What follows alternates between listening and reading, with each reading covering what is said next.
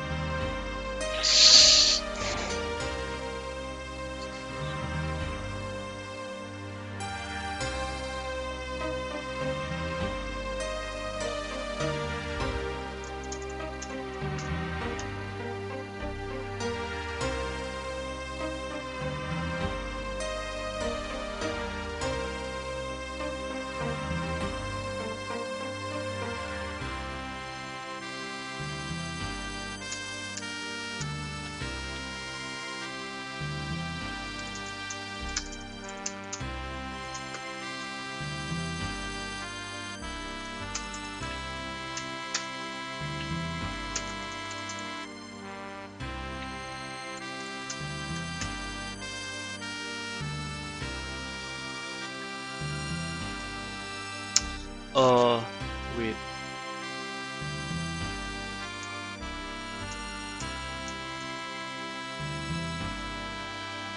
Let's just wait for people to arrive / whatever issue I am facing to be fixed.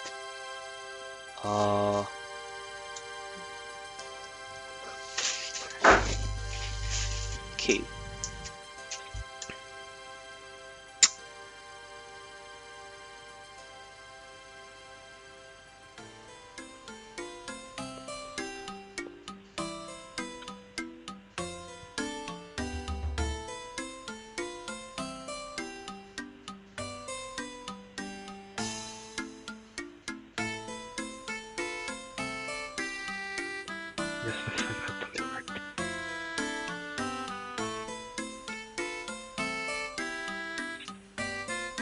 Viewers. Okay. We'll start a little bit. We're just waiting for more people.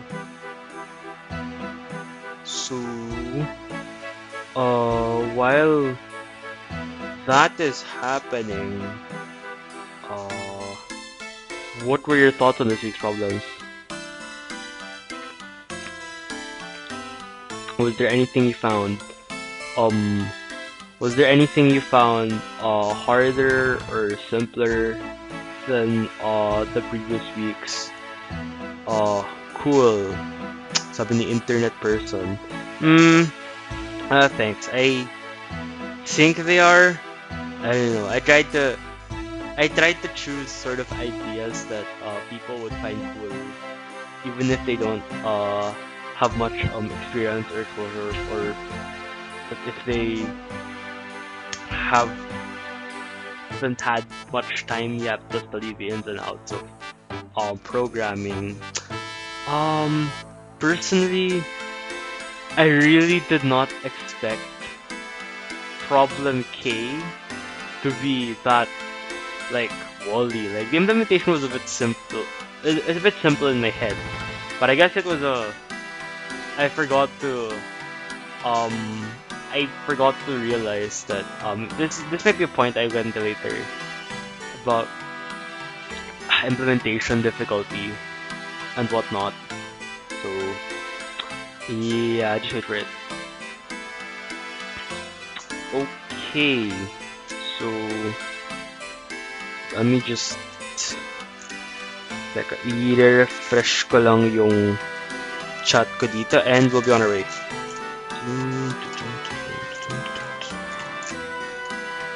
Okay.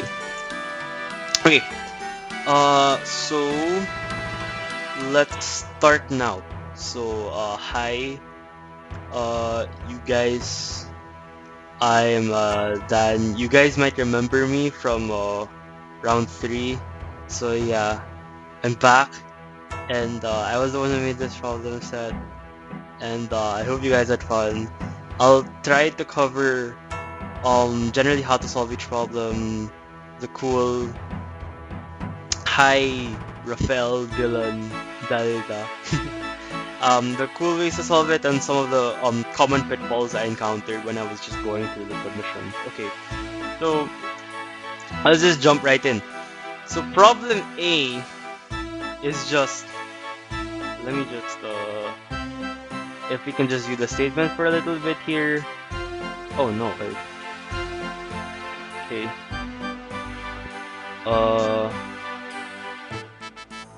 Problem A is essentially you're given one of these 7 characters as input, and wait, can you guys see? Okay, yeah. You're given one of these 7 characters as input, and you want to return some ASCII art representation of the corresponding piece. The reason, and you can see here, you're actually given all the representations from the get-go, and this is because I didn't want to handle cases where, let's say, you could have this correct output or that correct or this output which looks like an O, but the checker won't consider it correct, and so you might get really confused at why my output is not getting accepted, even if it does look like an O. So for this, there are multiple ways to do it, and the most straightforward is to just do what the problem asks, right? So let's say, so we read on our piece as the input, and then we have something like, if piece equals I, then, oh no, I ran it. Oh no, anyway, let's just let it error. So if piece equals I, then print output for piece I, and then elif piece equals say L. This statement here, so all we're doing here is we're dividing the pieces into 7 cases based on what they are. If you're using a language like C++ or Java, one way you might also do it is, first of all, there's the equivalent if piece I print. This also works in C++ or Java. Another thing you can use is what's called the switch statement. So the switch statement, what it essentially does is it takes in a value. So in this case, switch piece, and then you can then divide this handling of the piece into separate cases, so to speak. So you could have a case for the I piece. I personally don't use the syntax, so I might get it wrong, but that's the main idea. And so you print the output, and then you break out of the case, and then you handle the next piece, and so on and so forth. Really, there are a lot of ways to approach this problem, so a lot of ways work. So that being said, you know nothing, collab. Okay. So that being said, let's move on to, in the first place, how to print the piece. Well, Dan, why are you asking me how to print the piece? Of course I know how to print the piece. You just do print. There are 4 lines. So you print the first line, and then you print the second line, and then you print the third line, and then you print the fourth line. Obviously, that's that. Why are we sitting here? Why are we going to waste 30 minutes discussing this problem? Well, there are actually more ways to do it. Depending on how you think about it, they might be sort of just more complicated ways of hassling yourself of doing the same thing. Or you might consider them as flex ways, where you can sort of brag to your friends that, oh, I know programming, I use this, that to solve an ABaKoDa problem A. So the first flex technique I'll go over is that these lines are the same. So really, instead of having the same print statement 4 times, what you could just do is have just loop over them. Right? So here, what I do is, range 4 is just the numbers 0, 1, 2, and 3. So, effectively, kung ano man yung nasa loob ng for loop na to, tatakbo siya ng 4 na beses. So, tatakbo siya ng 4 na beses. So, what's going to happen is, this will print 4 times, basically. That flex trick is a bit less applicable to other pieces, which are a bit more which are a bit more, have a weird pattern to them. For instance, the L piece, if we check how the L piece look like, here, we see that you can only loop twice, and then you'll have to do manual print again for the rest. So, this is how it might look like. So, 4 line in range 2, print. Oh no, it ran again. My computer is still slow. I'm sorry about that. Print that, and then print this, and then print this, right? So, what's happening here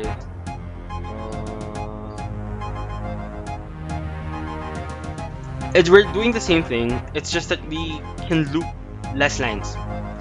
So, that's that. Okay. And of course, you'll do this for the rest of the 5 pieces. So there. So, let's go back to our original solution because I'm going to show you another flex way to do it. So, if you'll recall, we have this, and then this, and then we print the same line 4 times. So,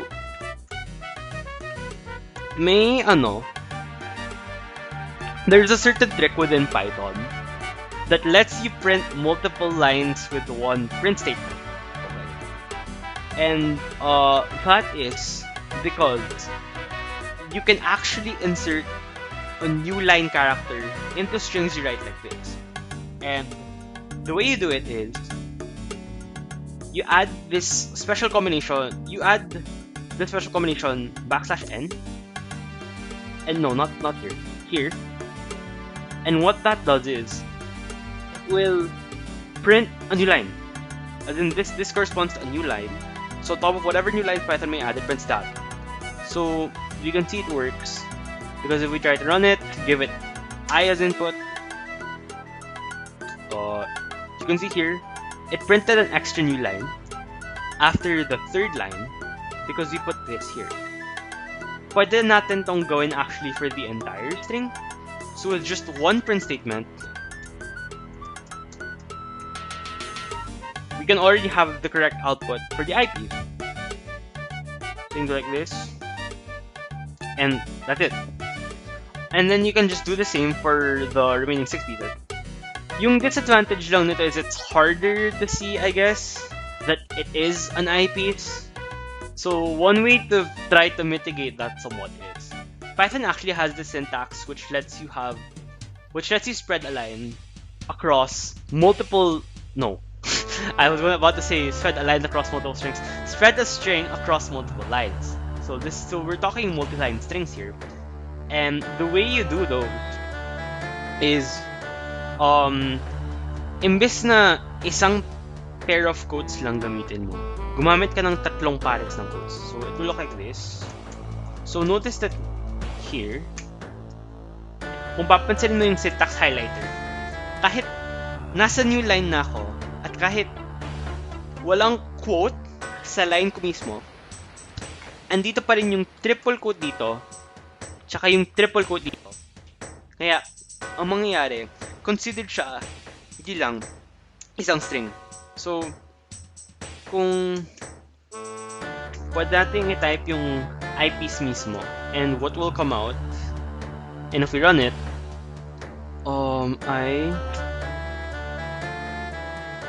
we see that we have this output. Ingat lang, kasi medyo strict ang output checker. So, if you have some new lines in the output, it might actually consider your output wrong. there were instances of this happening, especially sa problem B, and I'll get to it when we discuss problem B. So to remove that, this is counted as a new line. This new line we use to go from here to here, so we just have to remove it, and that's it. And fix this, and we also have to remove this space, and we also have to remove this new line. So once you do that, use that. Oh wait, it's asking for input. And it prints the output we want. So, okay. So that being said, now I will introduce the ultimate flex strat, which is, to be honest, this is actually how I personally would solve the problem, but just because it's less thinking, and for some reason my brain finds using this strat more fun, to be easier than having to type out 7 if-elif statements. Okay. So what I will do is, if you recall, so we go all the way back from here. So what we're doing is essentially we're mapping the piece to some string, and then same. Yeah. Minsan our brains are just weird. And like what's easy for you is like the hardest thing in the world for others. And sometimes you see that someone else just says, "Oh, this problem is just you do this, that, this, and then you solve it." And then you ask them, "What?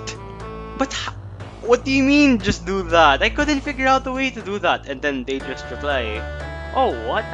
That was the first thing that came to my mind." And you don't really have anything else to do other than worship them for how good they are. Programming is a hard subject. Okay, moving on. So essentially we're mapping the piece to the string and we're printing the string. If this, okay. Now here's a question for the people in the chat. What sort of built-in data structure in Python? Okay, it's built-in. So it's something I can just type here and it will arrive. What is the built-in data structure in Python that can do exactly this? Map from things to things. Okay.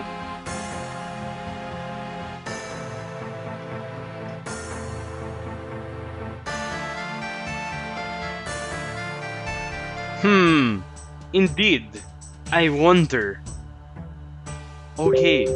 So, it is basically, if you remember the problem D from a few weeks back, I think the one with the ranking selection,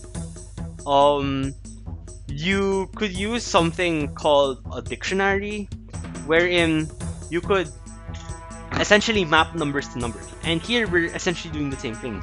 So we can essentially have a dictionary pieces. Okay. So we were using, this is how you initialize the dictionary. It's been covered, so I'll just refresh how to use it. So you declare the pairs of a dictionary by doing it like this. So let's say I, and then the value for the key, that is the I, the corresponding value of I is, you write it like this. And then you do the same for let's see, J,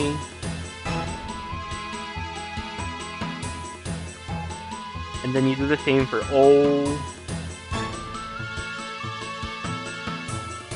etc, etc, etc. Of course, this isn't complete. You will still have to type all the 7 pieces. Although personally, I'd recommend copy-pasting from the sample input, just so you don't randomly mistype. And then now, to access something, you just do it like this, where you use the same operator that you would use to read an index from the array to read a value from the dictionary. So in this case, I'll just check that we run it. Oh, it complains because this I actually look stupid and Python did not get what I mean by an ellipsis there. Okay, so let's remove that and try again. we see that I misspelled peace as price. Amazing! What a wonderful way to start the stream by having to debug problem A. It says corresponding Wi-Fi, so we can see that it works. Of course, you have to replace this corresponding Wi-Fi. To do so, maybe nice. Yes, start strong. It's spooky month. Ooh. So of course we have to replace this with the actual output for I. This will get run. We can do so using the either using the earlier flex strat, which have you do either something like this, or in the case of the OPs, maybe we can do it something like this. We can do it with the multi-line string syntax, so something like this.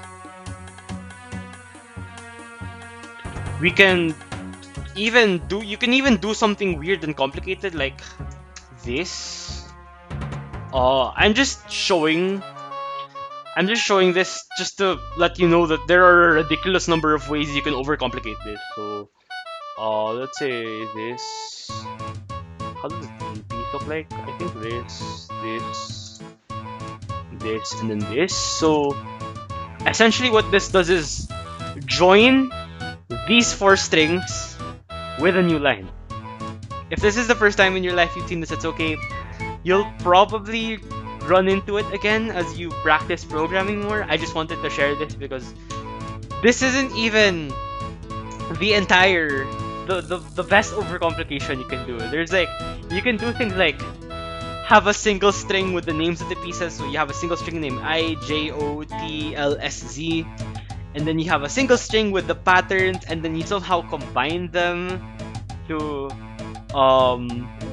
produce that dictionary, which you then use to solve the problem. But this is a problem A, and honestly speaking, when it comes to problem solving,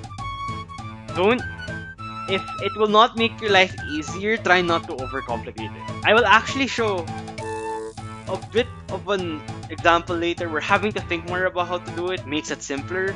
But for now, this is a problem A. I could have ended this discussion 10 minutes earlier by just using if, elif chains. Let's move on to problem B. But before we do so, does anyone have questions? If you do not have questions, please type I have no questions in the chat. Thank you. Speaking of things which we do not, I have no water. I am so sorry.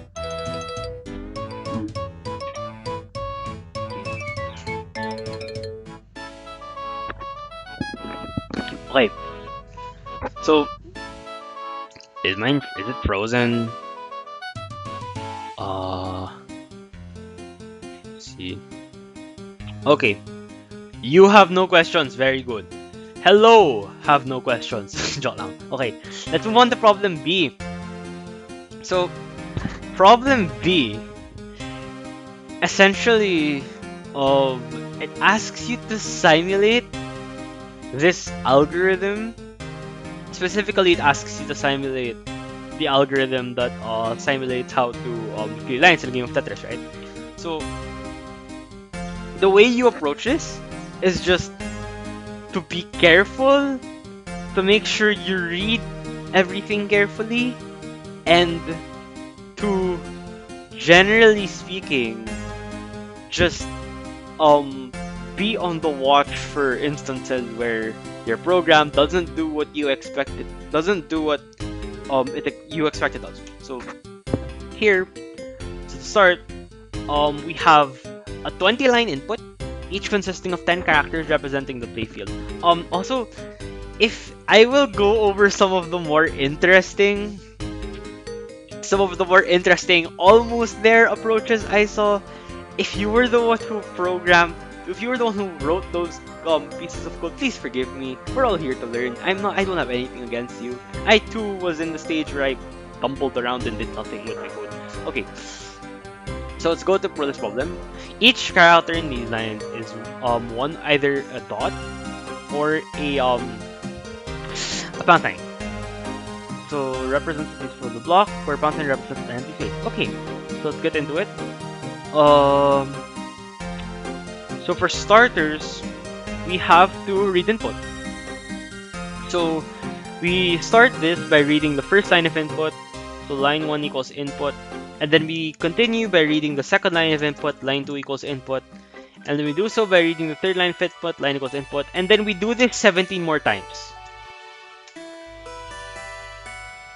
We do this 17 more times because there is no more efficient way to handle something you do over and over again. I'm just kidding. There is. And basically the problem with an approach like this is, first of all, you cannot do something like um given the fifth given the give me the third line. Like, let's say you have this variable n in your code and you want the nth line. You will then have to do something like if wait, no. You will then have to do something like if n equals 1. Wait, oh my god, what is happening? Okay. So you will have to do something like if n equals 1, the nth line is line 1. If n equals 2, the nth line is line 2, and so on and so forth. It's like what we did for problem A, except there's actually little reason for you to do things this way because there's a cleaner way to do it. And the second reason why I would personally not recommend doing this is because it just looks ugly. You have 20 lines that all do the same thing with slightly different approaches, with slightly different differences. And this might lead to problems on the future. Here, it's just a single line of taking an input, so there's probably no problem. But when you try to do this with more complex pieces of code, eventually, you're going to have a bug in the part you copy-pasted. And if you copy-pasted it 20 times, have fun fixing it 20 times. That's all I'll say. So, to fix the more enlightened way, so to speak, of handling this is you have an array of lines. So, you have an array of lines. So, and then we use a loop to read the lines. So, oh my god, my typing is too fast. I press shift and enter at the same time, and Colab thinks that I'm running the code because I'm pressing shift and enter at the same time. So, we have a line here. So we read in the line, and then we use lines.append to add the line to our list of lines. So an important thing to note here is that this implementation will read the lines from top to bottom, and it will put the topmost line at line 0, the second topmost line at line 1, the third topmost line at line 2, and so on and so forth. In this case, this would be the 19th line, this would be the 17th line, and so on and so forth. So, okay. Now that we've read in the input, the next thing we have to do is obviously process it. So, there is a... So here, we just have to simulate step 4. Because, simulating steps 1 to 3 is hard. Yeah. Any row which is completely filled with blocks is turned into a blank row. Then all partially filled blocks above a blank row fall down to fill the blank row. So, one way to sort of handle this, one way to sort of think about this, which will make sense if you ever played Tetris yourself, is if a line is filled, you could just think of it as being completely gone. You could just pretend it does not exist and that the rest of the lines fall down. So, actually, one interesting approach that I saw while going through the code and is that if we read in a line that is filled, then we can simply pretend it does not exist. Then we can just simply skip it, because it will make no difference if let's say if we go back to the sample test case, it'll make no difference if the filled line was here or if the filled line was here. It would still be cleared anyway, and we would still be left with one less line. So it's better to just forget about it. Often it depends on the person. You personally might okay, I'll go for the later. I'm sorry. So the way we do that is basically uh so first we denote what a filled line is. A filled line is simply a line that has 10 pound signs one after the other consecutively. You can do this differently. You can just um use this directly instead of having to start into a variable. I just do it here for clarity. And if you're the type of person who wants maximum clarity in their code style, then maybe this is something you would go for. So you read in the input, and then if line equals filled, then continue. So again, many different ways to do this. If line is filled, then we continue. Essentially, we tell Python to just skip the current iteration of the loop, forget about whatever you're supposed to do here, just chop chop, go to the next. Right? Tapos, pag hindi siya filled, darating lang siya dito kapag hindi siya filled. So, ang lahat ng ma-happen na line natin dito, hindi filled. So, ang lines array, sa totoo lang, pagkatapos ng loop na to, na-handle na natin lahat ng line clears. Okay. There are some issues. Firstly, and to highlight what those issues are, I will just I'm just going to pretend that this is the answer already. So we can print the answer for something like for line in lines print line. Okay. So unlike before, we kinda can't just use one print statement outside a loop to print everything like we did with the flex strat on A. I mean, you can, but personally, I would put them both like. But to me, at least, it kind of loses its meaning. If you think you don't lose its meaning, you can speak up. We can have an argument about it or whatever. But that's just how I think. So we print this line. All right, and that's it. So let's try running this code with, let's say, the first sample input, just to try and n was not okay. N is supposed to be on the okay. So we run this on the sample input. Oh my, wait. I think it. Okay, wait. This is. I actually look stupid again because this will ask for the lines one by one. So, okay. Okay. Give me 1 second.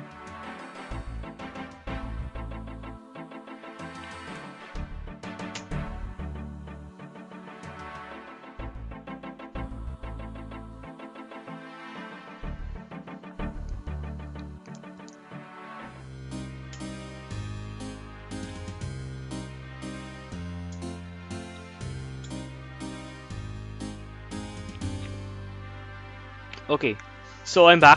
Hi. I just set this up. This is the custom invocation type of code parses. Ito yung parehong interface sa interface na ginagamit niyo sa mga ABaKoDa contests. So, what this does is, it actually lets you run your code on CF servers. So, yung kagandahan nito, kung sabihin natin may weird bug yung code mo, such that gumagana yung code mo locally, pero hindi mo mapagana sa code parses, pwede mong gamitin ng interface na to para i-check kung tama nga ba ang ina-output ng code mo sa tingin ng site mismo. So, I use this. So, I just use this so that we can feed in the input to this problem all at once. So, let's just get the input for problem B.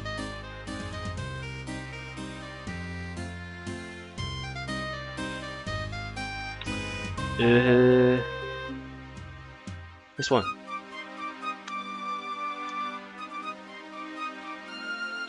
Right. So you have this, you run it, and we get this, which is all nice and cool, but can anyone in the chat tell me why this will actually get wrong answer? This is wrong answer. Why? I still have no water.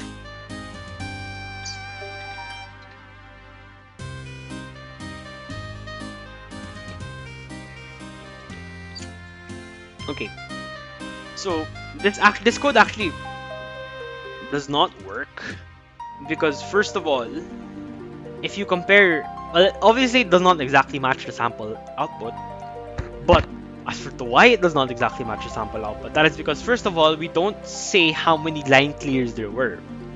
So let's try to address that first. So I'll actually use this because you demonstrate. So um to do this, what we can just do is remember sa bawat filled line na pinaprocess natin, ibig sabihin nun, may isang line na na-clear. Okay. So,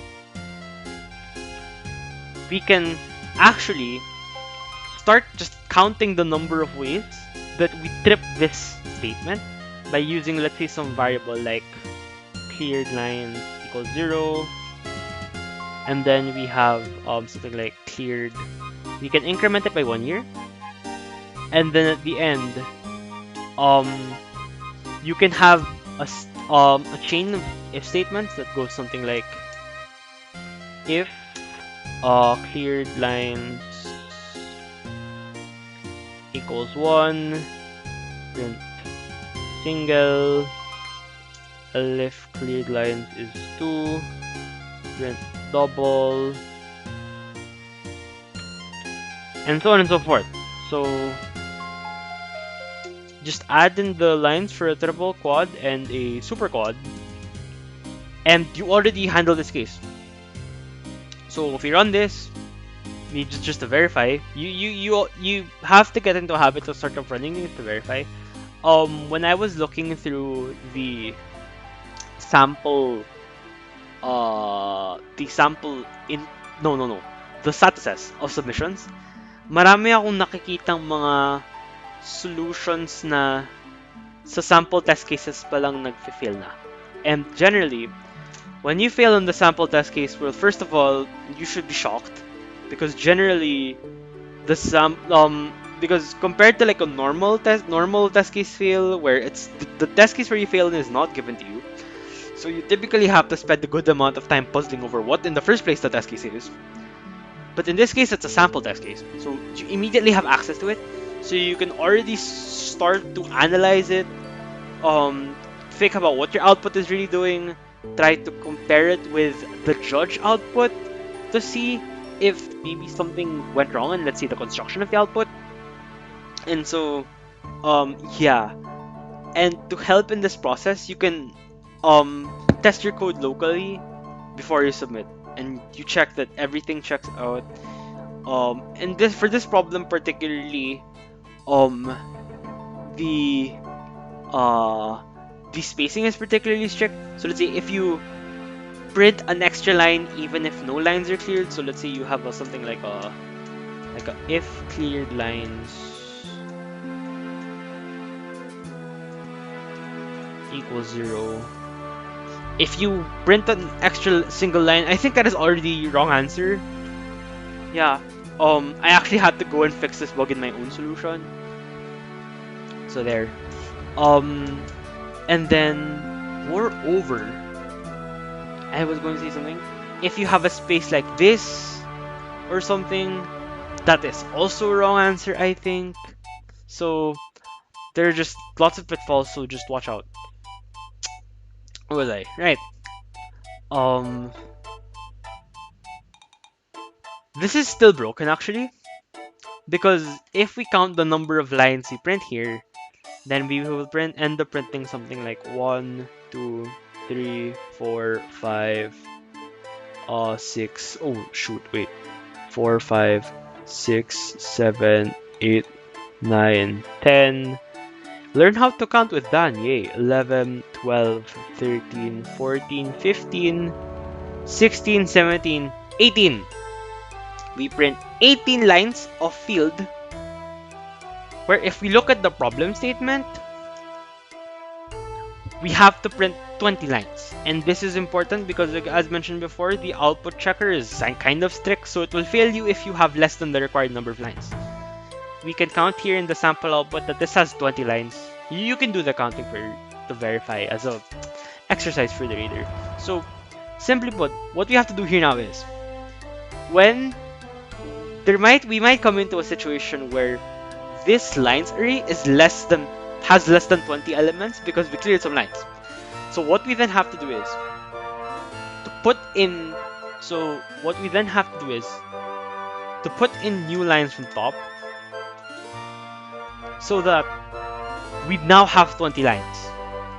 And the most straightforward way to implement this is something like while len lines is less than 20, lines equals filled plus lines. This is just the most straightforward, no thinking way to... I say no thinking just because compared to everything else, it requires the least amount of thinking. I don't actually mean that you have to be brain dead to find it. So people who do not know how to do this actually do not have a brain. I don't mean to say that. So here, what this does is, while we have less than 20 lines, so while we still have lines to put at the top, then we should add a new filled line to the front of the lines array, because remember, the first lines are the topmost ones. So we add a filled... Actually, always don't. This is the wrong answer because you should be adding a filled line. You should be adding an empty line. So empty line here, there. Right? So you do that, and when you run it with the same input, you get that it has 20 lines and it prints the number of line clears. So we've achieved our goal. If you fill this in more, I believe you will solve the problem, unless I did something horribly wrong I don't see. But as usual, now I will go over some ways to maybe do this if you want to type less code. So first of all, instead of coding this loop like this, may option kang i-print ng idagdag yung lahat ng idadagdag mo lines in one go. So what I mean by this is, let's say in this situation you have 18 lines. So you have 18 lines left after all line clears.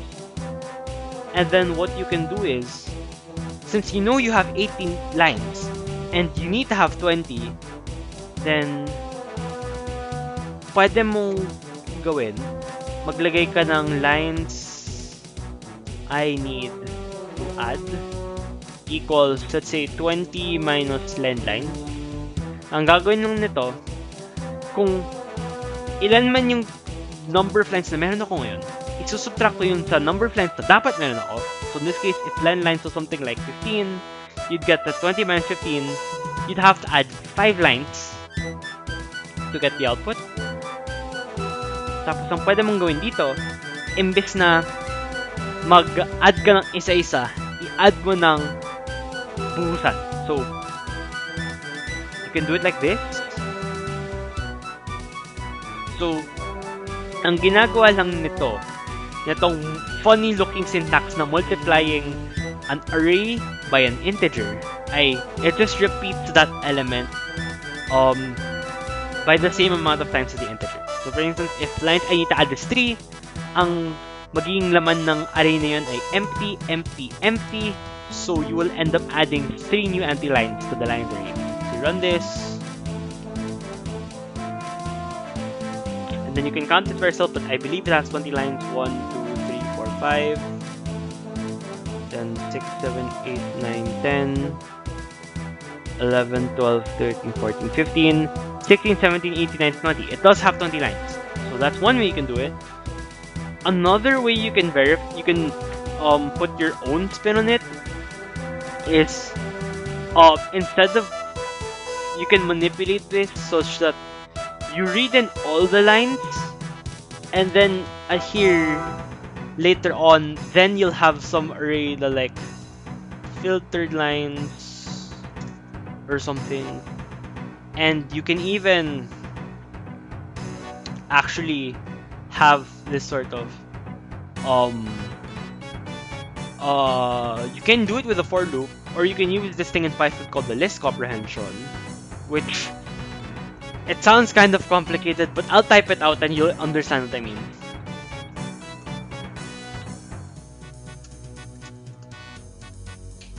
You'll understand what I mean because it reads like almost like an English sentence. Filtered lines is a line for each line in lines if the line is not filled. Right? Am I making sense? I hope I'm making sense. So, what this does, it takes each element in the lines array and it uses the line here, and then it checks if the line is not filled, and if it's not filled, it counts it as the output result. Python is cool. In C++, I'm not quite sure if there's a way. I think there's a way to do it with something like filter or something in the algorithm standard library. But personally, I don't use it. The way I do it, if I were coding this in C++, is to do something like for string s in line. For string s in lines, if s is not equal to filled, filtered lines dot. I just do it manually. S. So maybe a literal translation of this. That is also an option for you on how to do it in Python. Tapos another way to do it is to realize that lines I need to add and cleared lines are actually the same thing. They're actually the same thing. Kasi kung isipin mo, if you skip this once, this will be 1. Kasi len lines is 19. If you skip this twice, this len lines is 18, so this will become 2. And so on and so forth. One last variation you can put on this is, remember the flex strats we used from problem A about using a dictionary to map numbers to strings and then have those numbers be those strings be your outputs? We can actually do the same thing here. So we can have something like clear message equals 1 single, 2 double, and so on and so forth. You just have to remember the special cases where clear lines is 0 and cleared lines is more than 4. Kasi, I mean, what you can do is you can do something like, okay, tatapusin ko lang yung dict. So 3 is triple, 4 is quad, and then you can do something like 5 is super quad. Wait, ayun. And then you can do something like 6 is super quad still. But repeating yourself over and over like that is probably not a good idea, as we've covered earlier. So, and then if you did this, you have to go all the way until like 20. And this is probably not a good idea, just repeating yourself like this. So it's probably a better idea to just handle it separately. So maybe you would have something like if cleared lines is at least 1, then we have to handle some special cases. Observe that in all this code, we're careful to not print anything if cleared lines is 0, because you can do something like, oh, if 0, then I print nothing. But if you do something like print clear message cleared lines, if we do something like print clear message cleared lines, then you will end up printing an extra line if cleared lines is 0, and because of that, you will die. So we have to just be a bit careful about that. So if cleared lines is more than 4, as the sample output says, print super quad. Mag-ingat that this is a 1 and not an exclamation point. I certainly hope and pray that no one got wrong answer because of that. If you're in the chat and you got wrong answer because of that, hi, I am sorry. But you have to fail like that to learn to be careful for things like that, I think.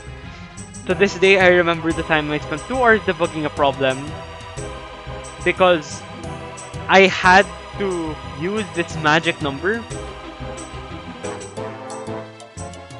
I had to use this magic number to do some mathematical computations. And I thought it was 1, 2, 3, 4, 5, 6, 7, 8, 9, 0. So, can people tell me, is this actually 1, 2, 3, 4, 5, 6, 7, 8, 9, 0?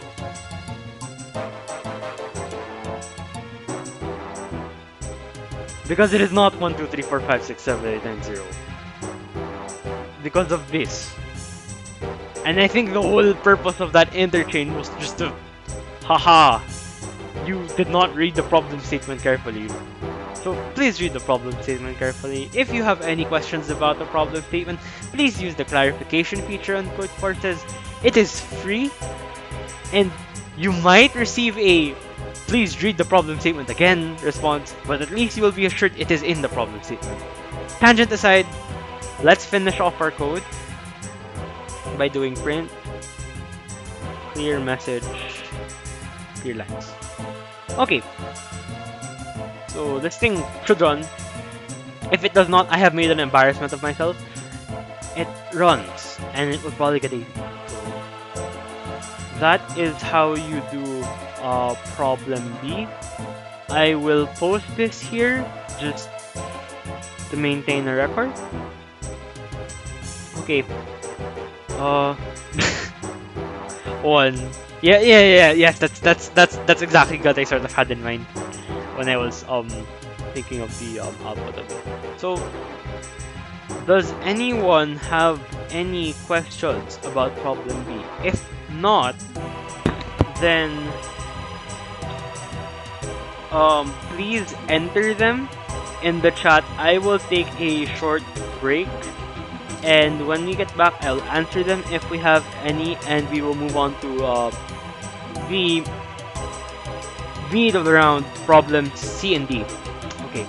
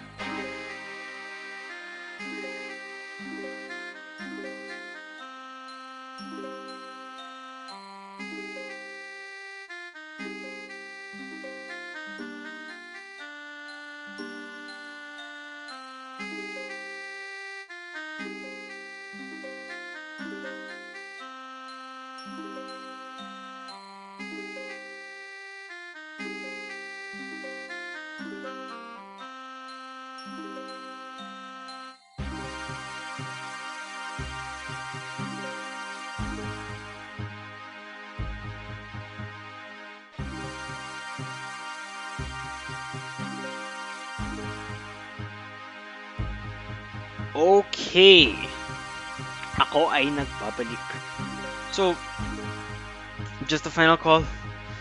If anyone wants to know anything more about problems A or B, please ask about them now because we will be moving on to problem K in a bit.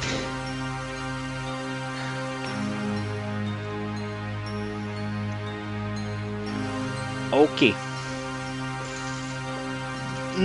So kung wala, let's move on.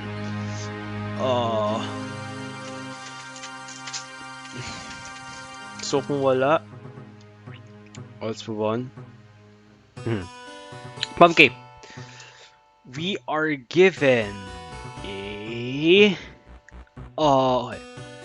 So first of all, disclaimer slash apology to those who are already familiar with the where the flavor text comes from beforehand, in that if you've seen these magical perfect clear thingies that I ask you to produce, it's not entirely the same thing because you can do things like disconnect the pieces, because the thing that disconnects them will be a line you've already cleared. I would talk about them more if this was a stream about me teaching you how to do perfect clear openers, which by the way I do not. But it is not, and it is a educational stream about programming, so I'm free to make the definitions however I see fit. I'm sorry if this difference did confuse you in any way. So, Abby wants to lay out some tetrominoes on an R by C grid such that every block is filled by exactly one tetromino. So, what this means is, for example, say we have this, okay. Say we have this screen thing. So this thing. So the one of the examples that are given was, let's say we have this grid thing. Let me just update my... Okay. We have this grid thing, and we're supposed to tile the pieces. So one way to tile, let's say if this grid is 4x4, then one way to tile it would be to put the shapes down like this. Okay. So right from the get-go, have the shape like that. It's a bad grid shape, but whatever. So as before, this is a problem that asks us to, on its face, it seems like it's kind of unclear how much implementation there is to be done. So in these cases, what we should do first is to get a good grasp of what the hell the problem is asking in the first place. So in this case, we know that it's asking for one. Oh my god, my handwriting sucks. Does a pattern exist? Is it right?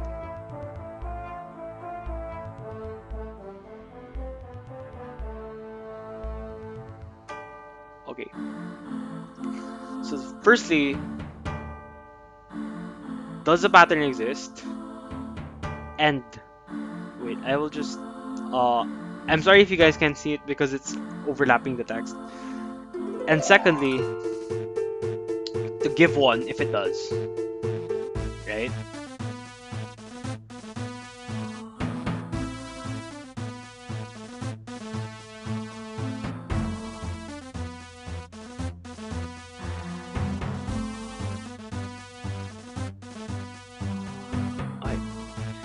So let's try to address the first question first. So as always, we're going to sort of try to attack the simple cases first, and so we're going to try to attack cases where one of the dimensions are small, because if one of the dimensions are small, then that actually severely limits the sort of tilings that we can attack it with. And so maybe that can give us a hint as to how to solve the problem generally. So to start, let's consider the case where um r equals 1. So what r equals 1 means is, let's consider the case where there's just a single row of blocks. Okay. And so what we're going to do is we're going to create one row, and we're slowly going to add columns to it, and we're going to see when the hell we can tile this thing. So let's start. So 1 by 1. Can we tile a 1 by 1? Well, no. Why not? Well, it's in the sample test case. That's the one way to answer it. But another way to answer it is that it's just one block. You cannot fit something which is 4 blocks in just one block. Unless you are working on some sort of graphic design where you can just resize the block. You cannot do that here. So, this is impossible. Okay? Now, what if we add another block? Well, same thing. We still do not have enough blocks to put a piece down. So, can't put it here. And similarly for the third block. But when we arrive on the fourth block, we actually have a piece we can put here. Does anyone know which of the 7 pieces IOJLZST will enable us to tile a 1 by 4 grid?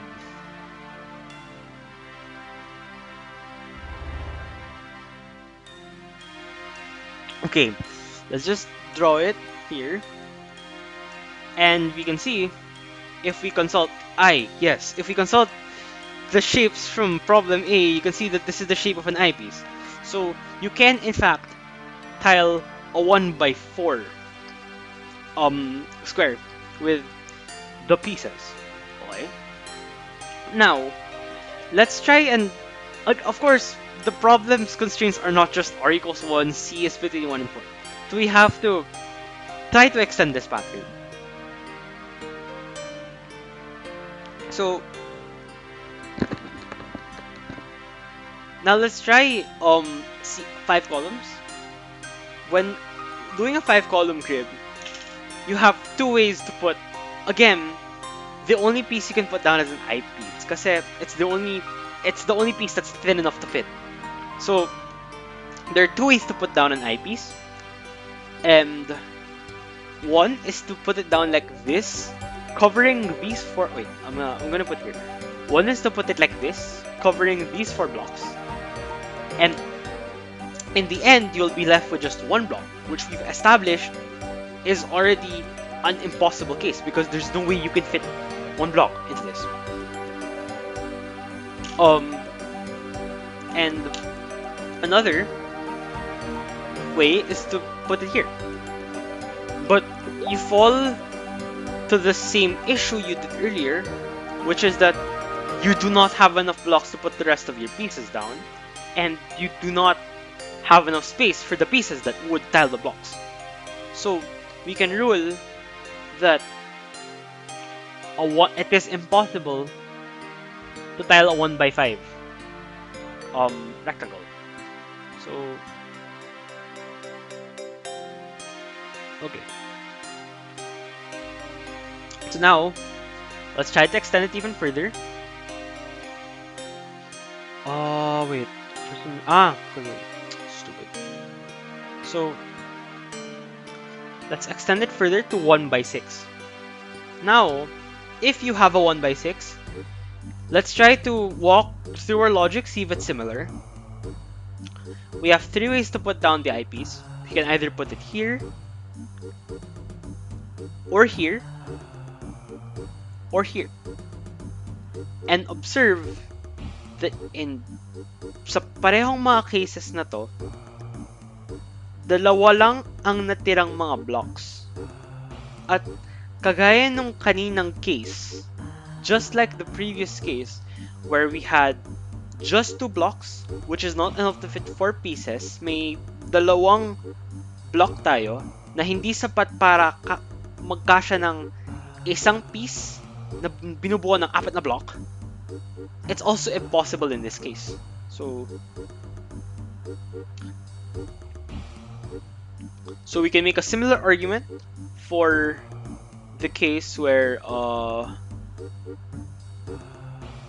no, I erased we can make a similar argument for the case where you have, oh my god, this is so scary, 7 columns, because similarly speaking, you, after putting down one eyepiece, pagkalagay mo ng isang eyepiece, you won't have enough space for the remaining piece. Hindi sapat ang spasyo para sa manrita ng mga pieces kasi tatlo lang yung available mong blocks. So let's just draw this because I do not know how to draw. Check X. But when you put down the 8th piece, then in fact, once you put down one eyepiece, you're left with 4 remaining blocks. And you can arrange those 4 blocks such that you can use them to put a second eyepiece down. So something like this. And then you put this down. Okay. So as a result, yes. So there's a periodic pattern here. No, no, no, yes, no, no, no, yes, no, no, no, yes, no, no, no, yes. Just to check if everyone understands right now.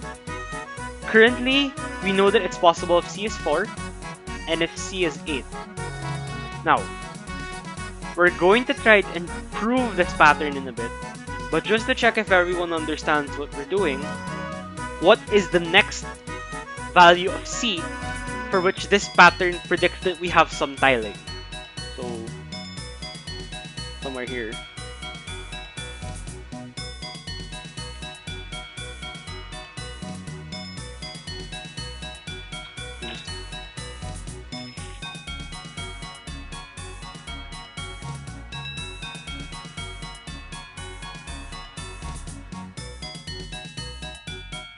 Okay. So if we continue this pattern again and again, then we will get that 9 is impossible, 10 is impossible, 11 is impossible, 12 is possible, and generally speaking, if it is divisible by 4,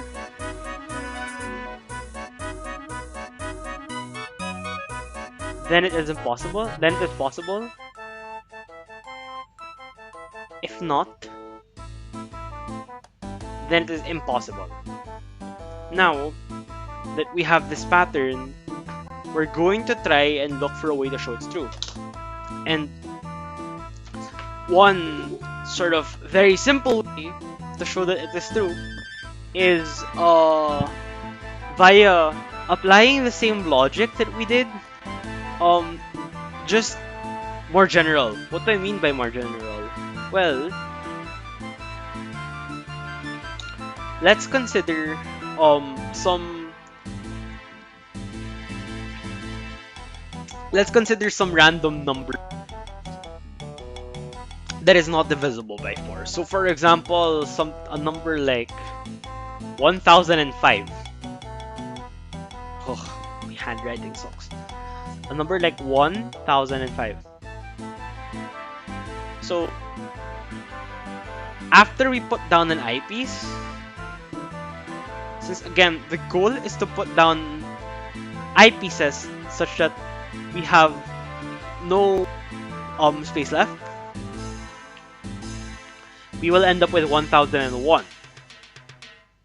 because we used 4 blocks to put down an eyepiece. We repeat that logic, we end up with like 997, I think 997 blocks, because we put down another piece. So just as in showing that 7 was impossible, we put down a piece and then we try to put down another piece, and then we keep going until we either use up all our space or the space we have left isn't enough for our remaining pieces. So in that case, that is probably safe to put impossible. And you can continue this, and then at the end of it all, if you observe that you will observe that you have one piece left. We know that you will observe you have one piece left because 1005 has a remainder of 1 when divisible by 4. So, parang pwede mong isipin, may cake tayo na 1005 inches long. Tapos, hahati-hatiin natin siya into 4 inches slices. Ipagpaumanhin nyo na at gumagamit ako ng hindi metric na unit. Pero, yun. At the end of it all, may matitira na isa. May matitira na isang 1 inch na part. Kasi, yung remainder ng 1005 divided by 4 ay 1. Okay? Pwede nyo i-verify din sa pagtingin sa mga sample test cases na invento natin dito, wherein if you have 10, the remainder of 10 when divided by 4 is 2. So the remainder of 10 is 4 when divided by 2. So you will notice that at the end of it all, pagkalapag ng lahat ng mga pieces natin, we will end up with 2 piece blocks left, which is impossible because if we have a tiling, we should have 0. That number should be 0. So we've actually proved this so now we have now a proof of this pattern, that if it's divisible by 4, if the number of columns is divisible by 4, it's possible, and if it's not divisible by 4, it's not possible. And the way we noticed this was by noticing that there were C blocks. So parang hindi na natin inisip yung bawat pieces, hindi natin inisip kung ano ba yung itsura nila, yung shape nila, kung paano sila nagko-connect. Ang inisip lang natin is yung generally speaking, how much space does it take? I say proof. Kung mathematician ka, siguro pwede mong i-argue na if you're a mathematician, maybe you could argue that proof should be enclosed in quotation marks because we didn't prove it, we just showed a specific example. Pero sa totoo lang, if you want to write a formal proof, it's probably going to end up looking very similar to what we did here. Let's say you have this n. Let's say instead of 1005, because you insisted on having a formal proof, you use a variable n. After putting down one eyepiece, you will have n minus 4 blocks. After putting down 2, you will have n minus 8. And if you keep going, you will have n remainder 4. Kung hindi pa ito sapat para sa'yo, if this is still not formal enough for you, you can read up on this technique called induction. And what it essentially does is, it allows you to formalize the concept of building up large cases from small cases. So in this case, we have this n over 4 here that we build up to n by adding a piece to it. But hopefully, I've convinced you that this strategy works if r equals 1. Now, magbabanggit ako ng funny property ng proof na to, was that if you think about it, we sort of never used the fact that first of all, we were tiling eyepieces, and second of all, we never used the fact that the shape is in a line. Like, we never used the fact that sa 1005 blocks na to, then it's a 1 by 1005 rectangle. I mean, it helps to visualize it, but let's say the rectangle was something like a 5 times 201 rectangle instead. Oh my god, 5 times 201. Then the same argument actually applies. So here, we noticed funnily na yung argument na ginawa natin a while ago was to consider the number of blocks there were. based on the small cases, actually can just generalize to the large general case without much tweaking. Um, Actually, may tweak tayong ginawa. It was just a little sneaky about it, in that I rephrased 1005 as the number of blocks instead of the number of columns, but that's about it. So you see here, 1005 is both the number of blocks and the number of columns, but to try to generalize it, that's what we change. So we get that it's 5. So just to really convince you that this works, here we have 1005 blocks, right? And when we subtract 4, ngayon this time, we're not assuming it's an I piece. It can be anything. It can be an O piece, T piece, J piece, whatever piece. Ang importante lang dito ay ang number of blocks of the piece ay multiple of 4. Well, in this case, it's exactly 4, which is even better. So, no matter what piece is on the grid, if we remove it there, we will take away 4 blocks. No matter what. So, itong 1001 blocks na natitira, wala akong pakialam kung ano yung itsura nila, wala akong pakialam kung ano yung configuration nila, kung paano nagko-connect yung mga blocks na nagtatile ng 1001 blocks. Ang gusto ko lang malaman ay I have 1000 blocks on this grid. And this grid is impossible to tile because it has 1001 blocks on this grid. If we go further, pareho lang dun sa case ng 1 times 1005, ang endpoint ko ay I have 1 block. I have 1 block I did not tile. I do not care how I got to this 1 block. I do not care where this 1 block is on this 5 times 201. Ang mahalaga lang para sa akin is this 1 block exists, and because of this 1 block, my tiling is whoosh. It is gone. It does not exist. Okay?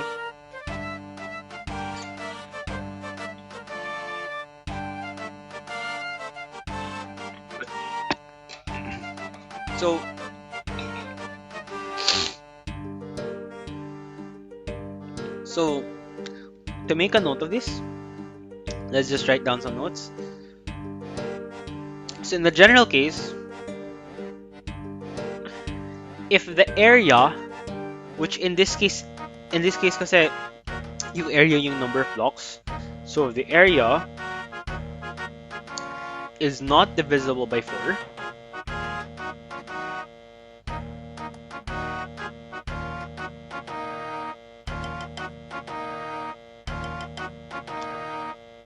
so if the area is not divisible by 4,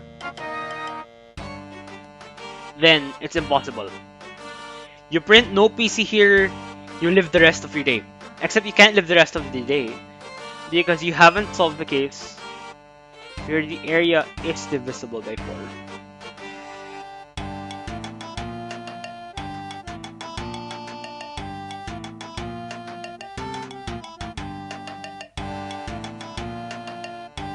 Okay, so when the area is not divisible, when the area is divisible by 4, so halimbawa, dito sa example natin, sabihin natin na may 1004 blocks tayo.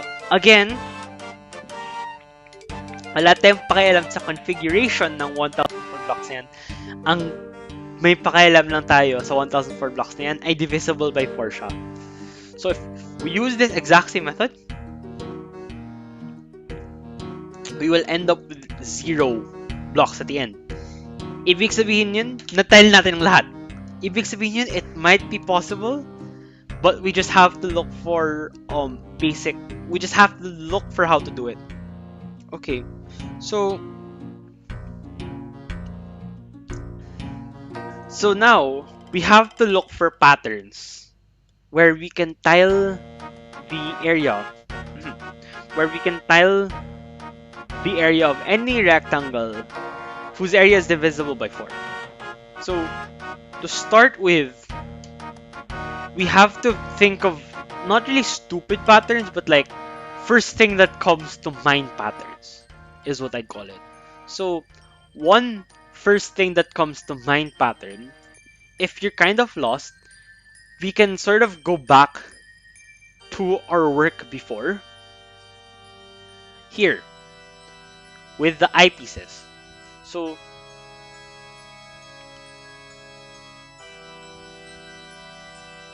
wait, there, okay. Oh my god. Okay. Going back to our work with the eyepieces. So if we've observed that um one way to tile a 1 by 4n, ginagamit ko lang yung 4n to indicate that the number of columns is divisible by 4 because that's the condition we've established. That's a necessary condition we've established to show that the tiling should exist. Okay? So, yung pattern dito is just putting eyepieces one after the other, diba? Kasi, if you look at this, 4, it forms something, you put an eyepiece down. 8, it forms something, you put an eyepiece down. So, bale magmumukhang ganito yung tiling mo, and you will have to do this n times.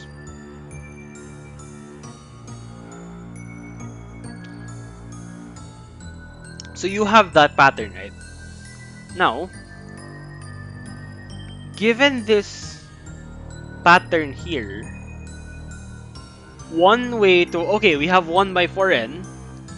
So, medyo natural na tanong is, to what kind of bits can we generalize it? Kasi nga, a common theme sometimes in problem solving is once you sort of get an opportunity or grasp some part of the problem, you usually will want to abuse that new knowledge as much as possible. So here we're going to try to abuse the new knowledge by asking, for what other kinds of grids can we just put down eyepieces like that without thinking? So one way, if anyone already sees where I'm going with this, I'm sorry if I'm too slow. I'm just pacing myself to make sure everyone understands. If you think I am too slow, please do let me know. Thank you. Okay. So now we have to tell when we can have a pattern that just spams eyepieces and so on. And so one easy way to extend this pattern is to just add another row of eyepieces to it.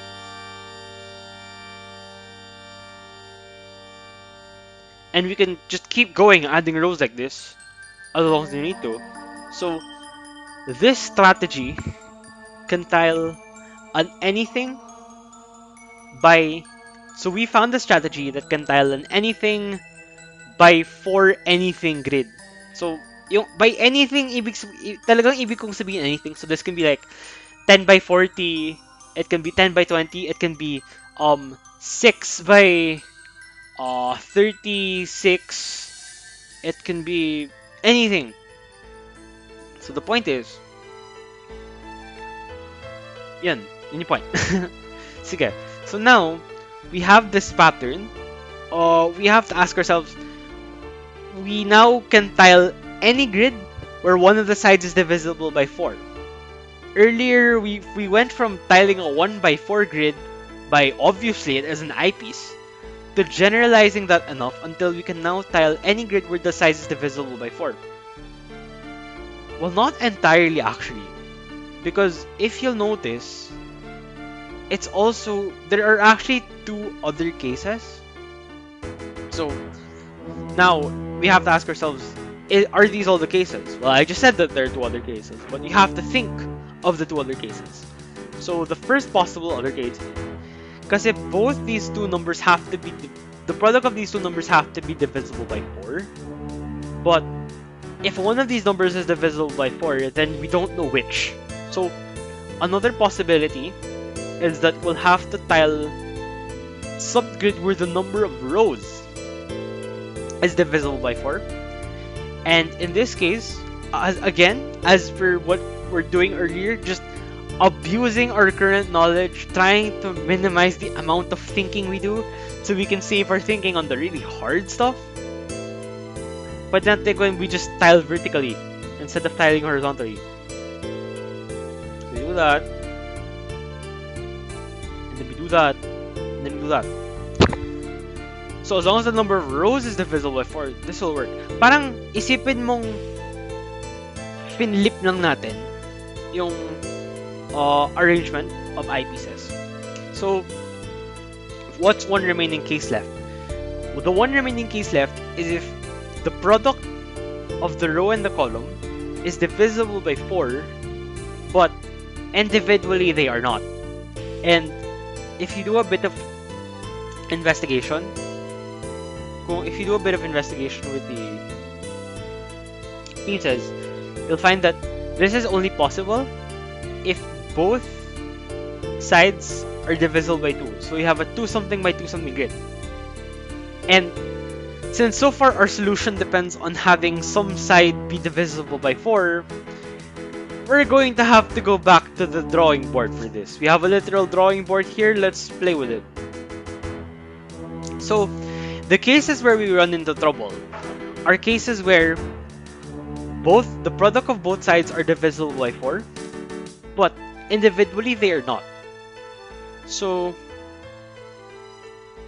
one way to try to go about handling this is, as with before, let's consider special cases. Let's consider, in this case, let's just consider the next available special case, r equals 2.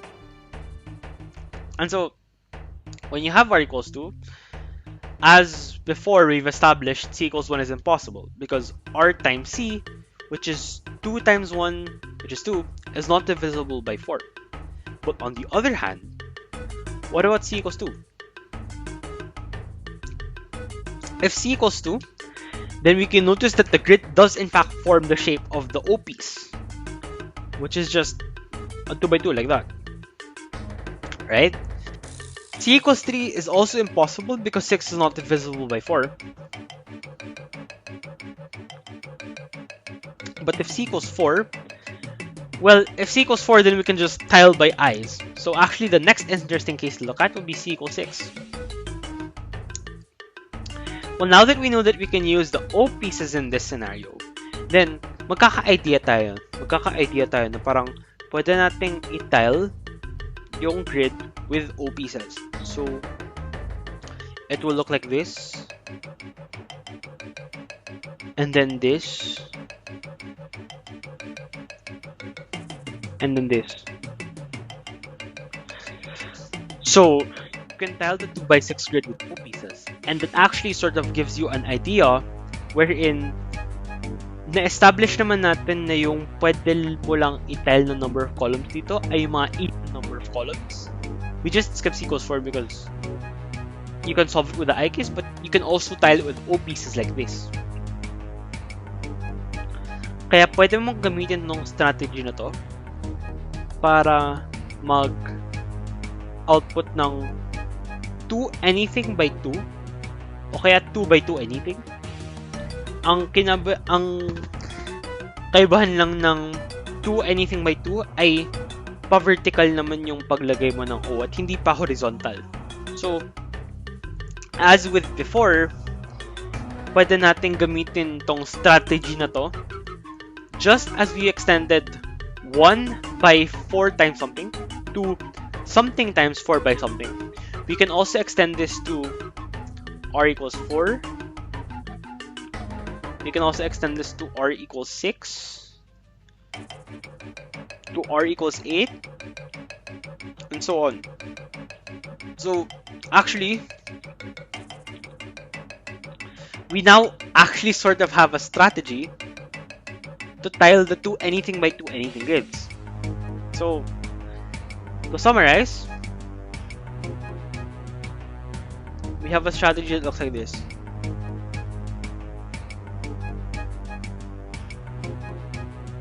And we already sort of have a solution to the problem. In general, if the area is not divisible by 4, we say it's impossible. Otherwise, we output a tiling in one of these 3 configurations. Normally, if you were solving this in a math contest, you'd end here. But this is a programming contest, and we have to code. So, let's code. Let me just go back to here. Okay. So, as before, we read in 2 integers R and C.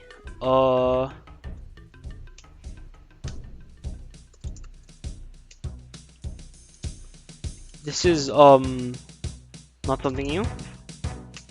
And so we have to implement our solution, which is if we first implement the first part of our solution, which is figuring out when it is possible. So as we've deduced, if the area is not divisible by 4, which here I check using the modulo operator. So if RC4 is not equal to 0, then I print no PC found. I think it's no PC found. No PC here, okay. So no PC here. Otherwise, I print PC found and then output a tiling.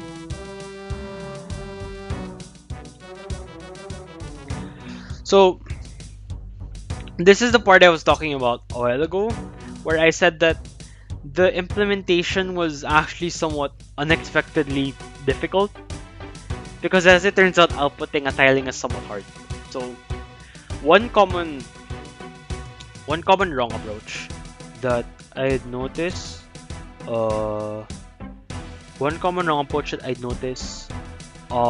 contestants do is they just do something like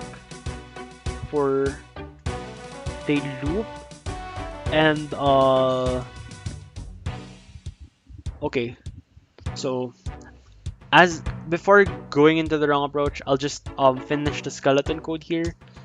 So if as with before, we divide into cases based on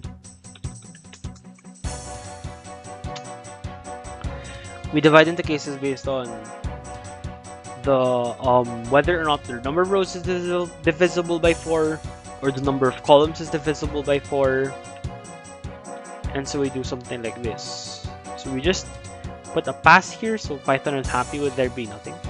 So one wrong approach that I often saw from the status results is something like this. So for each, I'm going to code it here because it's the most visible one. So if C, as the number of columns is divisible by 4, then we can do something like for I in range R. So for each row, because range R will loop from 0 to R minus 1, and then for J in range C divided by 4, the double slash means integer division. It's just a little thing so that Python doesn't get confused with I expected the 3 here, why is there 3.0? Okay, and then what you do is you print a. Oh, by the way, this is another common sort of mistake that I noticed would happen, which is that people would print uppercase characters instead of lowercase characters, where the statement requires that you print out lowercase characters. In hindsight, I think I should have made the checker accept uppercase characters as well, so that you wouldn't run into the issue. But again, this just serves as a reminder to read everything. And when you start getting wrong answers, start double checking your assumptions. Start checking if you've read the problem correctly, if your logical steps are correct, if your proofs have no counterexamples to them, etc. You'll get more experience debugging not only your code but also your own line of thinking as you do more programming. So anyway, you print A times 4, and then you handle the other two cases somehow. So just to demonstrate this code, we're going to run it with a somewhat modified sample test case, a modified version of the sample test case. 420. It errored. Oh, I forgot to split. Ugh. 1 second. Okay. Let's run it again.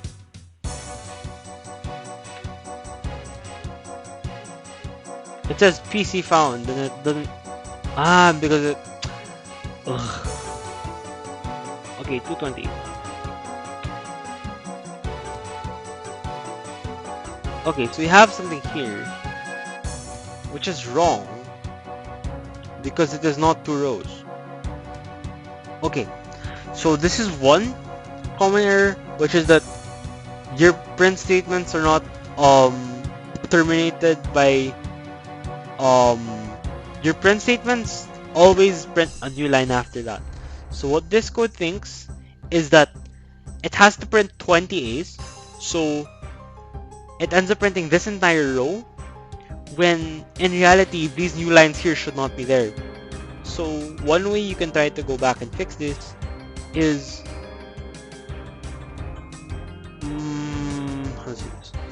In Python, you can control the end value it prints at the end. Here you can see the documentation. It says end equals new line, and so to change its behavior we just have to set end to nothing, and at the end of every row we just print an empty string, but this empty string will have the new line end, kaya magprint ng new line. Okay, now if in C++, the way you do it is something like cout, let's say row piece. Itong row piece na to, sabihin mo may yung laman nito is yung A times 4 or whatever.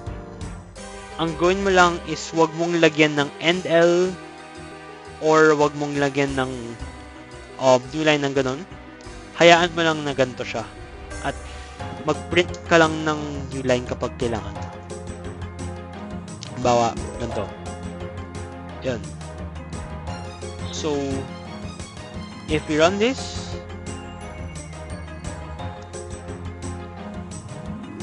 input, then we have this. Now this in theory is correct, we're implementing our strategy, but in reality this gets the wrong answer. Does anyone know why?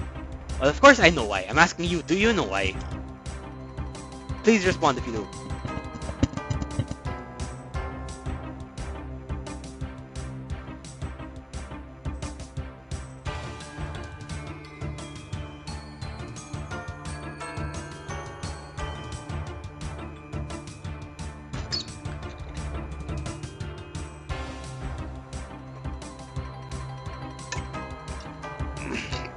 There all is. Yes. The checker, well, you personally may think that, oh, my pieces are all correct, I'm laying them out right. The checker cannot tell this because they're all A's, because it cannot tell the boundary between the pieces. So it just says, oh, what is the contestant doing having a single big rectangle of A's? No, this is clearly wrong, even if you have the correct idea. So that's another sort of necessary evil layer to the implementation difficulty, is the fact that you have to impose boundaries on the way the strings work. So one solution to this, okay, one partial way to fix this is, let's first consider a single row. So just to demonstrate that this still fails, we have 120 and it outputs that single line. So one strategy that we can employ to differentiate this A from this A is that we alternate it like a checkerboarding pattern. So this A is another color, and in reality I say letter. This A is another color, and so on and so forth. So one way to implement this is something like to notice that here J is 0, here J is 1, here J is 1, here j is 2, and here j is 3.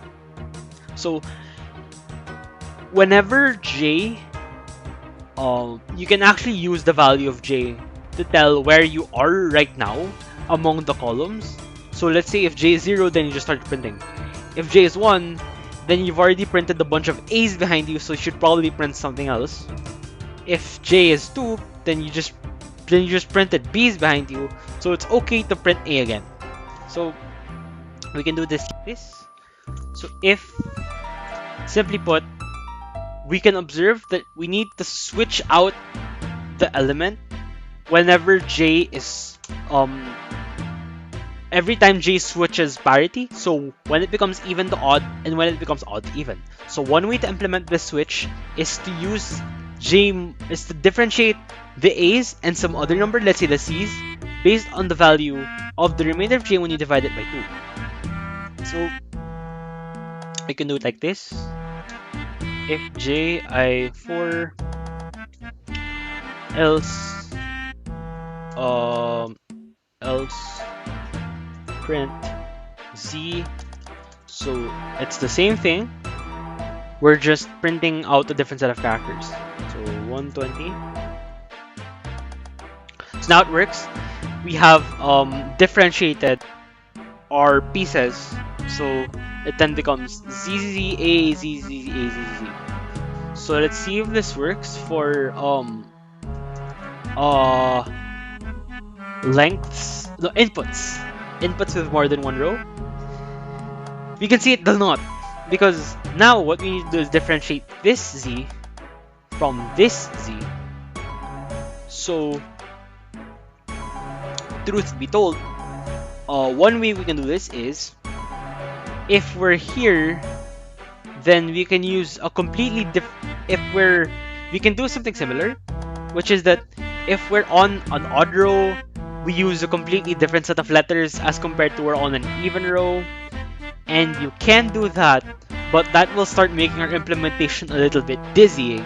So let's try to keep it simple and stick to our A and Z. So here, we notice that if we, let's say we just force the code to start on an A here, then this will be Z, this will be A, this will be Z, this will be A, and all our troubles will be solved, because now the pieces really are different from each other.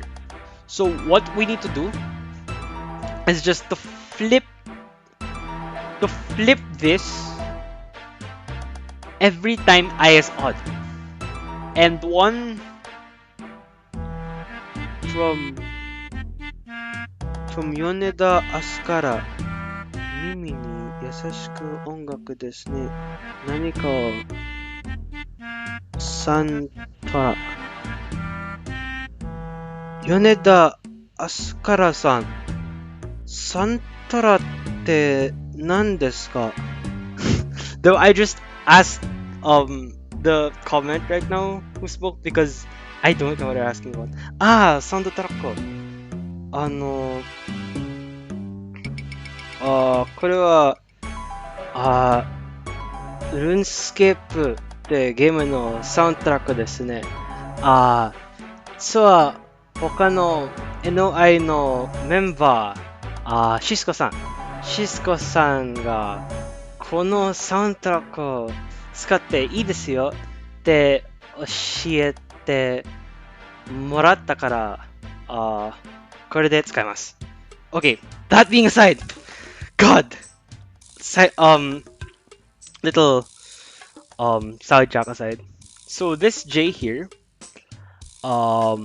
basically what it does is we have to flip the parity of this J whenever we have an odd row. And one way we can do it is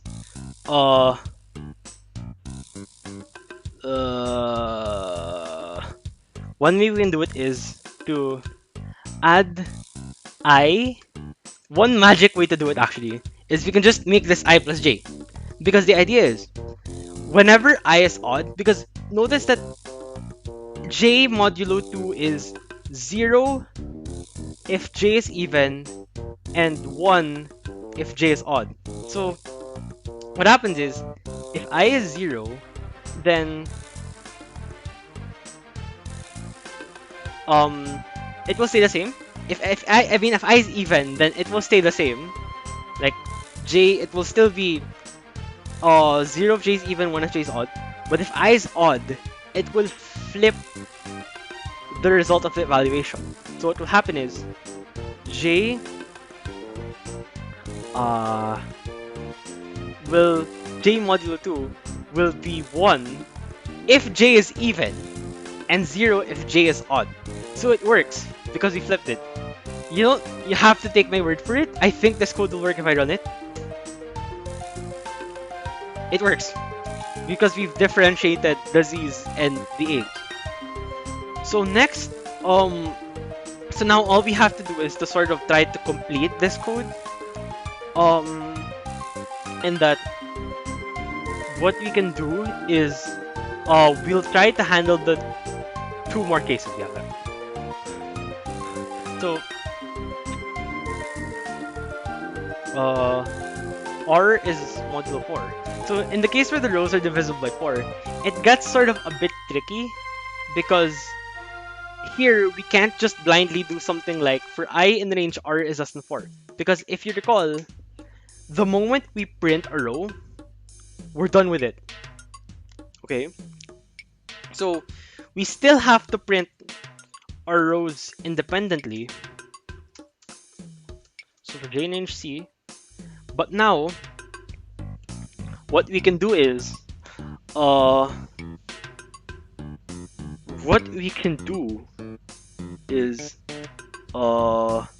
wait. I'm mind blocking right now. I am so sorry. Okay. What we can do for this problem is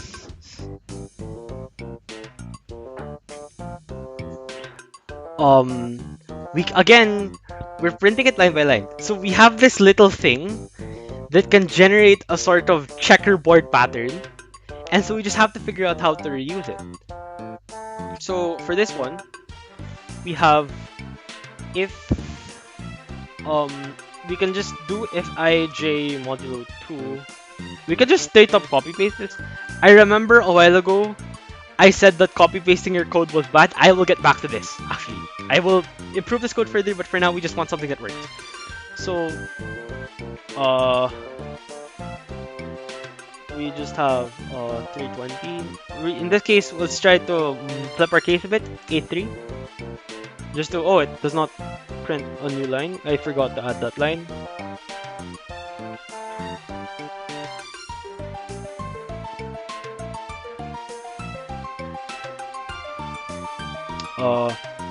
A3. And we can see that it works, but not quite, because what? Oh, so first of all, we're still printing things out in 4s, and this time, since the line of 4 we should make is not by column, is not by row, but by column, we should only print out one A or Z, because the pattern we want to produce looks something like AZ, AZ, AZ, then ZA, then AZ, AZ, AZ, and so on, and then we alternate it essentially, and then we keep going forever and ever.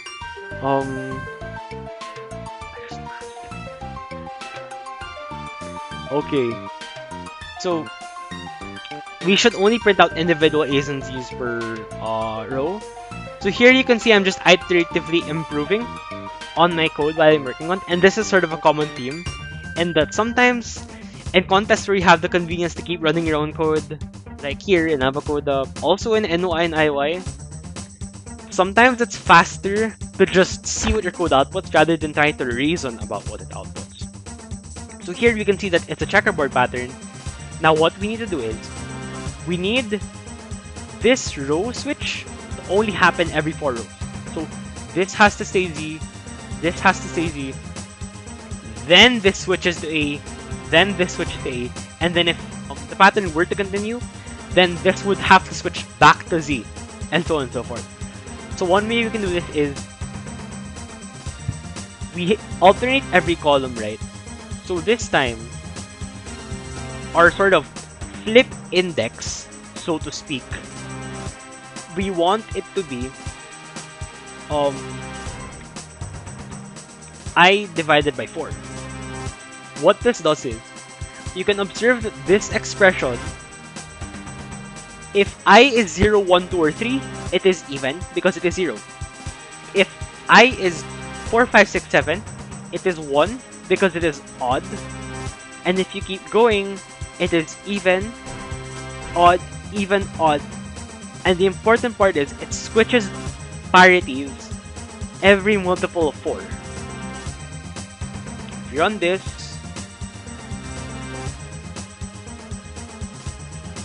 oh, 8, 3. We can see that it does produce a pattern that we desire, which is that ZA, yeah, it alternates the columns every 4 instead of every 1, which is the code before was doing.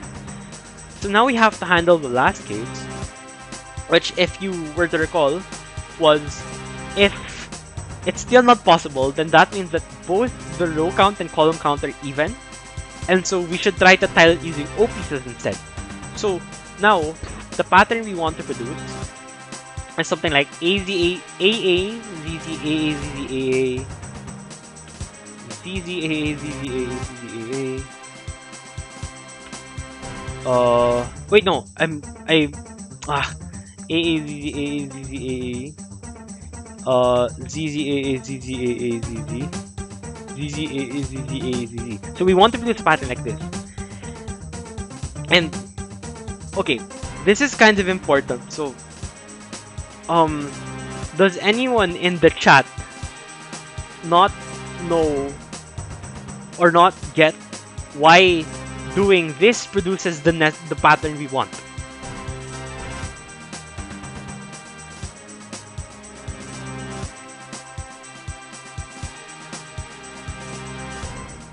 Okay, there is silence, so I'm going to assume that's a no, and everyone got what they need to do. Okay, so we can actually sort of reuse this by using the observation that here we wanted the parity on the rows to switch every 4. Now, if you look at this pattern, we want it to switch every 2. So what we can simply do is this. What we can simply do is this. If we have it switch by 2, so I'm going to run a sample test case where that happens. Let's say 6, 6. Then you can see the row parity switches by 2, which is correct, but the column parity does not yet switch by 2. But we can modify it similarly to get this. And 6, 6. And you can see this does produce tiling of O pieces as we've desired. So right now, you can actually probably submit this code to the problem and it probably will work. I live coded it, so it might actually not work. Okay. So, but the thing I said earlier, which is, remember the thing I said earlier, which is that try not to copy paste, and we kind of sort of did that.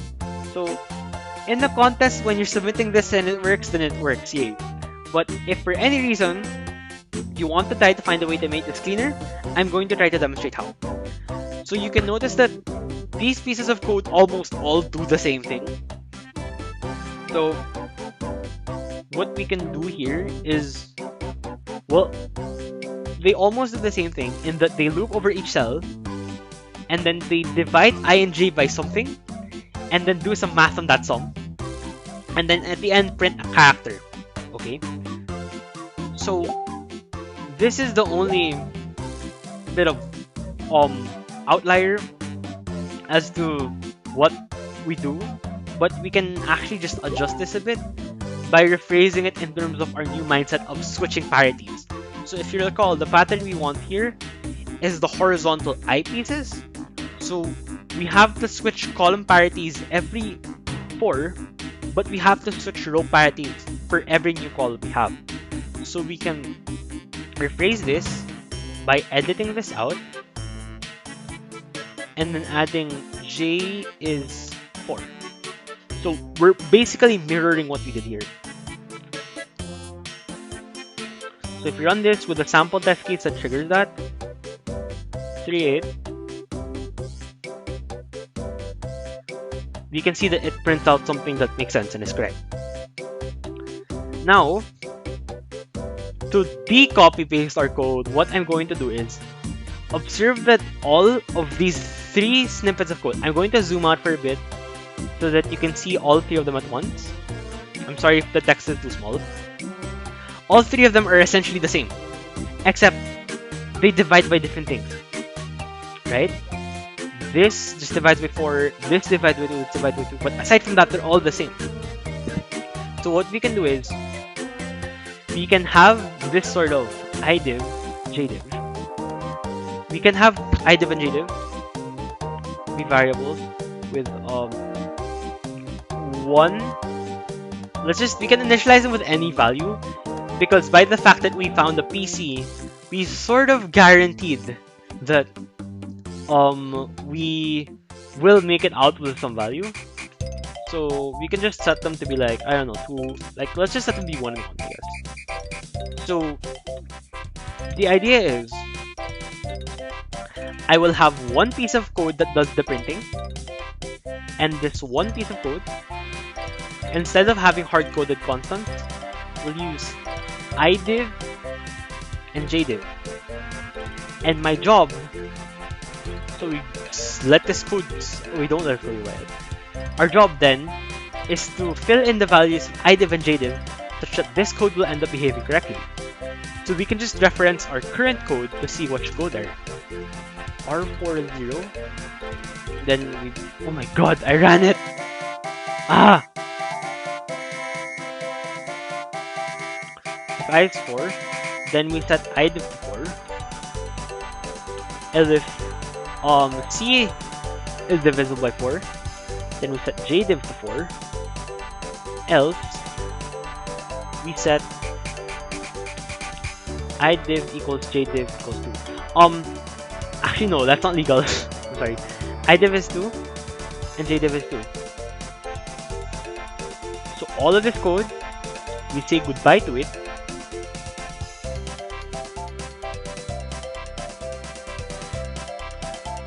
Because now, we've managed to handle all the cases we need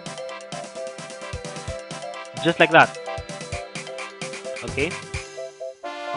We can just run it with a few test cases just to verify that it handles everything correctly.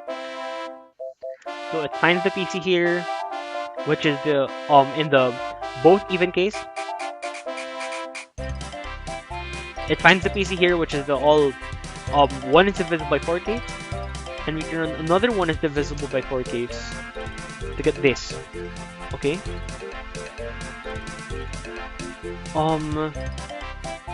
So we have this actually. So it works. We can, if we want to really check it works, we can just throw a no PC case at it and output no PC. This is correct. So all in all, what we've done is we took we did a bit of logic and proving to verify that all the solutions take on some form. And then afterwards, we had a bit of an implementation headache because of some technicalities. But then, in the end, we were able to resolve those technicalities by looking at what sort of patterns our implementation itself had and trying to avoid repeating ourselves too much by using those patterns to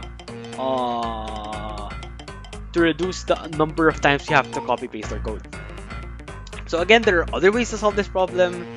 Like there are other sort of tiling units you can use. Instead of just spamming I and O pieces, there are ways to tile where you spam L pieces, J pieces. You can even use the sample test case 3 way of tiling L pieces or something, and then at the end you just take the simplified arrangement you get. I don't know. There are a lot of ways to solve this problem. Feel free to go wild after this discussion. But as for what I'll talk about in the stream, that wraps it up for problem K. Does anyone have any questions?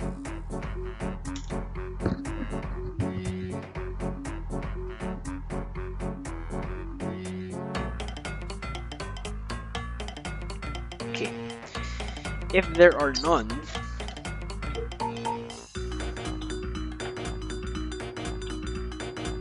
I will proceed to problem B, the last problem, which is actually more, it's, I think it is easier upon sort of thinking about what you need to do to solve C and D. I think D is easier, and the solve statistics sort of reflect that, but not quite. So let's get right into it. So basically what happens is we have this play field. I'm going to scroll down to this because it illustrates it. We have this play field, and what can, additionally it is empty. And what can happen is either we get a new vertical eyepiece, which adds 4 to the height of a column. We get a horizontal eyepiece, which adds 1 to 4 consecutive columns. Or we get a line of garbage,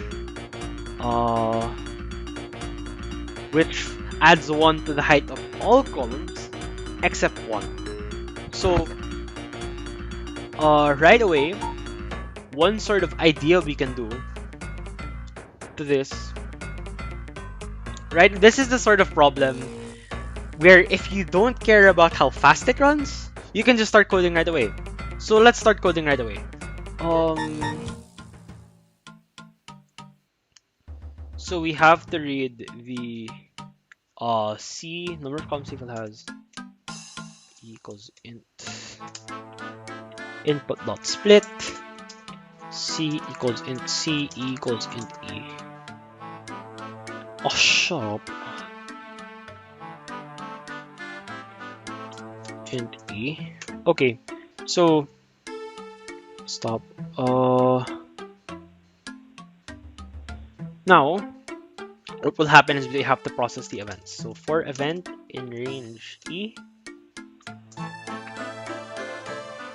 then, oh my god, what did I do? Give me my code back. Okay. And then for each event we have to handle them. So thankfully they are all of the same format, which is Q type parameter, or let's say something like X. So input dot split Q type then let's say X, I don't know, X equals int X. There. One technicality you have to remember here is that these integers are 1 indexed, meaning that they start counting at 1. So for example, if let's say you want to do some sort of column height equals 0 times C, then if you just do this and then let's say you have something like if Q type, and then let's say you handle let's say you handle the question type query like this, you will actually get an error. And this error is because let's actually try to run it just to show what I'm talking about.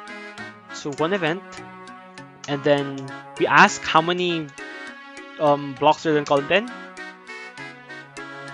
We receive an error because the list index is out of range, because Python sees valid list indices for column heights as being 0 to C minus 1. So in this case from 0 to 9. So we have to adjust this because in the range given in the problem it's 1 to 10.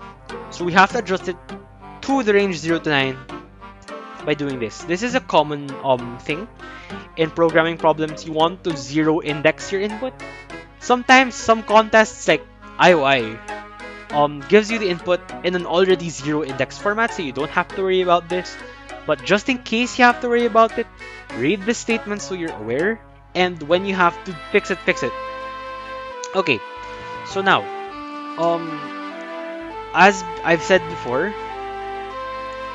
oh whoa, what, uh, Dylan, what are you surprised about?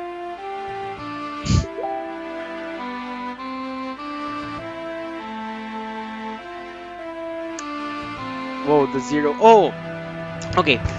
This syntax is that you can do that. Okay, this syntax is just it basically takes if you've noticed, I sneakily used it way back in problem B. All it does is it takes this list here and it repeats it c times. So ang kalalabasan nito is 0, 0, and so on and so forth. 0 such that the length is c. That's not entirely true because there are weird edge cases where, let's say if you have something like this, let's say you have some sort of list and then you multiply it by 10, all the elements will actually be references to the same list. So if you modify one element of the array, you modify all of them at once, but that's a Python technicality. For now, you can do this. You can also do something like 0 for I in range C. So this is the list comprehension syntax I talked about. I also used a while ago, and it basically just says for every element of this range, spit out 0. And there are C elements in the range, so it will always spit out 0. One approach you can do, it's a bit verbose, but I saw some contestants use it, and it is a valid way of doing it, is you loop like this. I typed too quickly. Okay.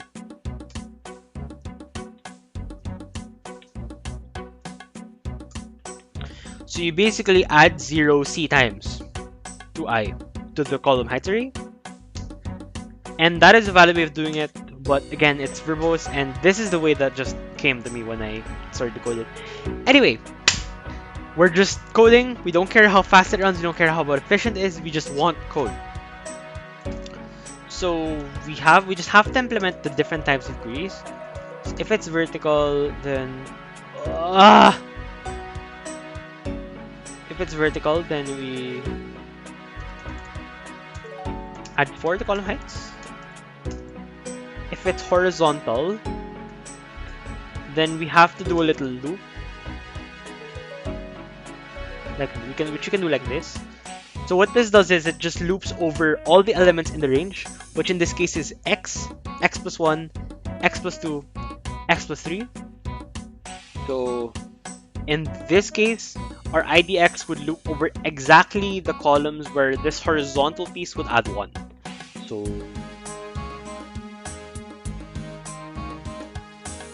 one, and else. So here,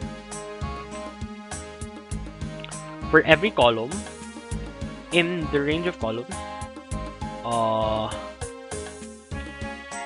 if this is not the hole with above on which, if this is not the garbage hole, so if col is not IDX, then column heights IDX col 1. And technically speaking, we're done. This is the correct piece of code. If I give it the sample input, which is something like 10.6 I3 -2 question mark what again, question mark 3, you can see it prints out 5, which we do expect it to, and then something like G10 G4 question mark 1, it prints 2 like we expected to. But this will actually not result in an AC if we submit this. This is because this loop is too slow. In terms of absolute time complexity, this entire loop has the potential to become O of CE time. So what that basically says is, that your runtime, the main bottleneck of your runtime is that you iterate, you might iterate for every column, which is the O of C, for every event. That is the O of E. So O of C E time. Okay. If anyone doesn't get what O of C means, then you can chat now, or if you're too shy, we can talk about it in Discord later. Okay.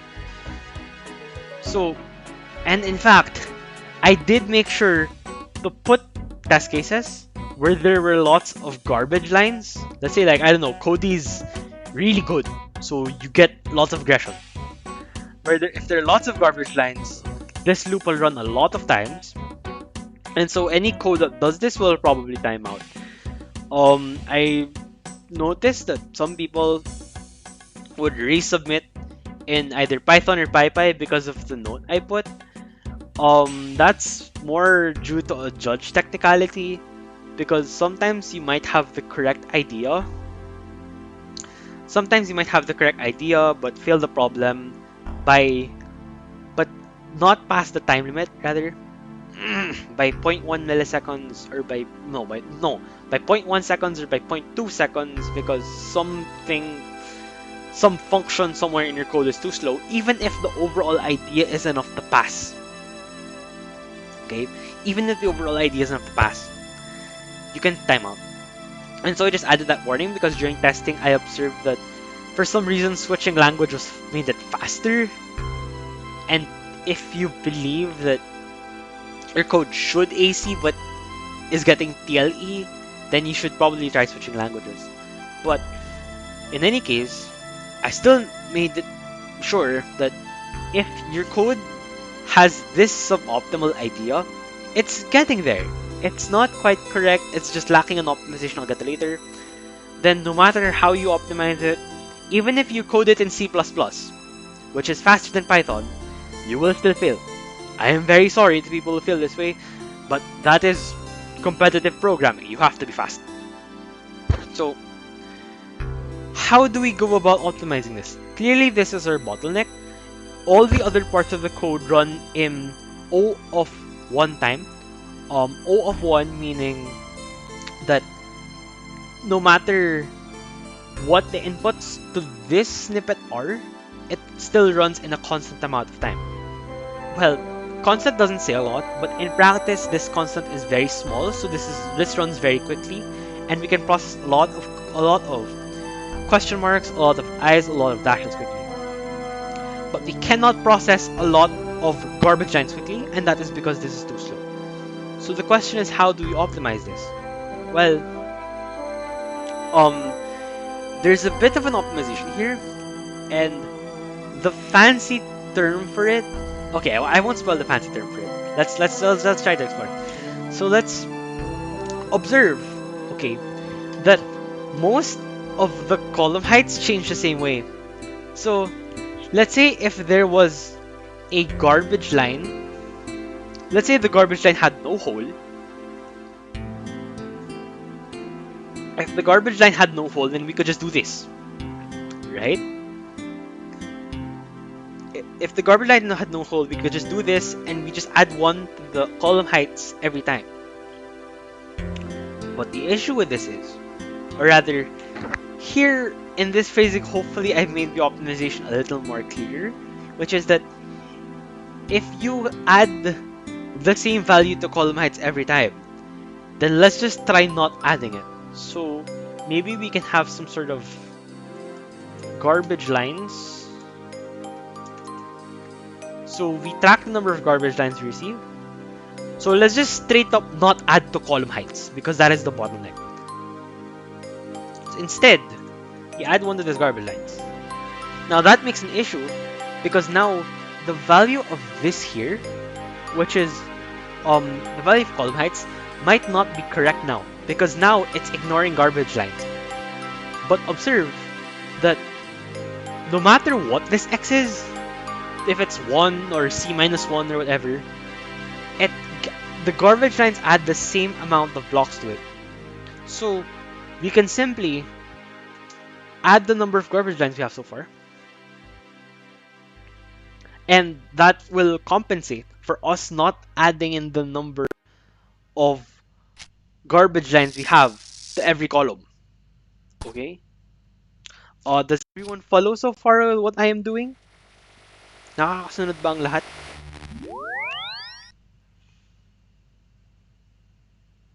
Okay, I'm going to assume yes. Now, we have to account for the garbage holes.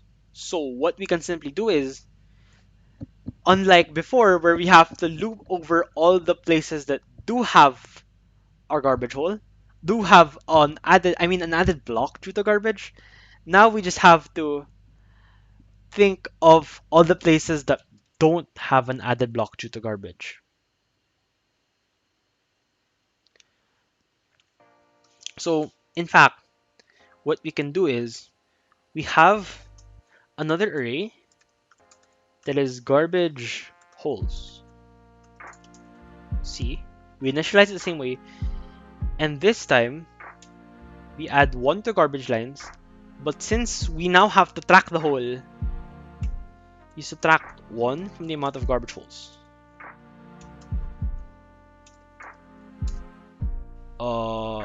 IDX 1.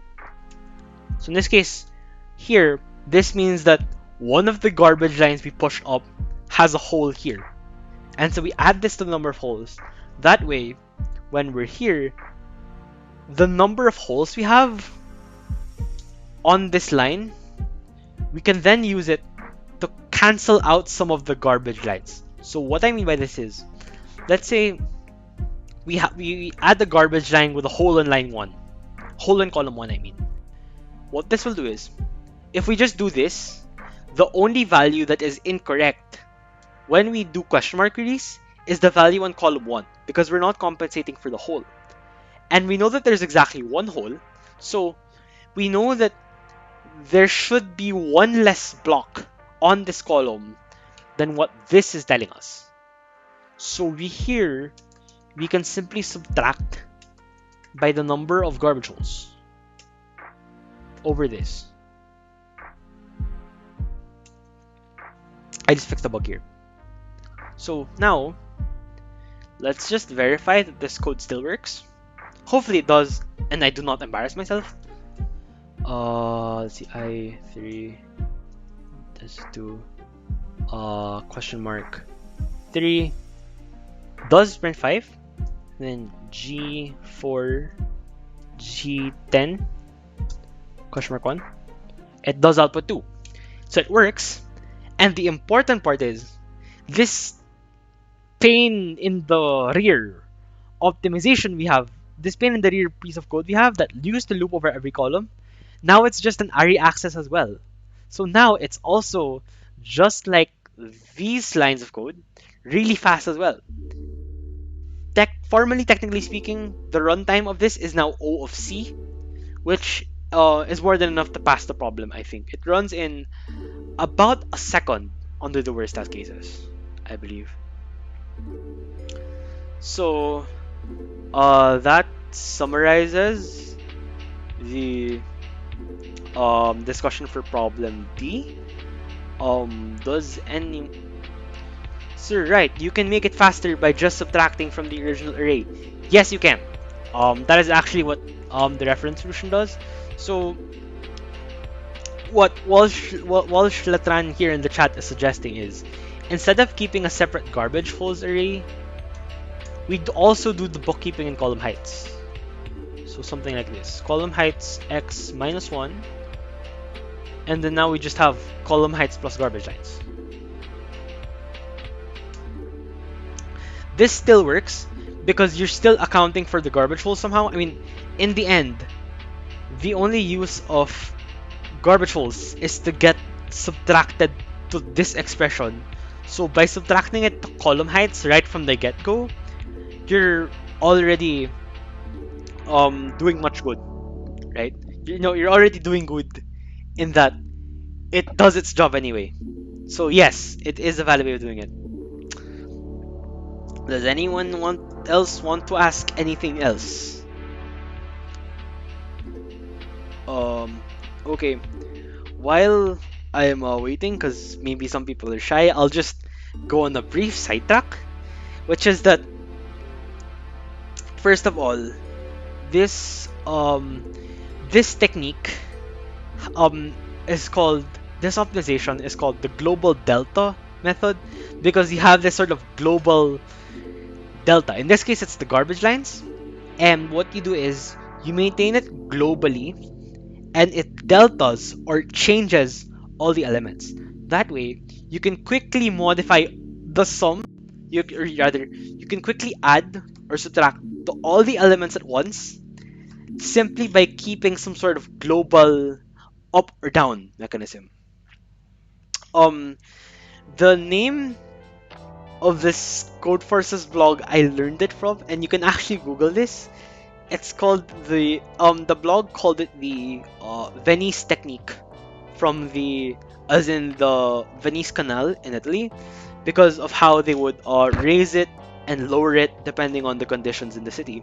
And you can sort of visualize this the same way in that instead of having to modify every single element, we just have this sort of water level that whenever we add one to all the elements, we raise the water level by one, and all the elements float up along with it.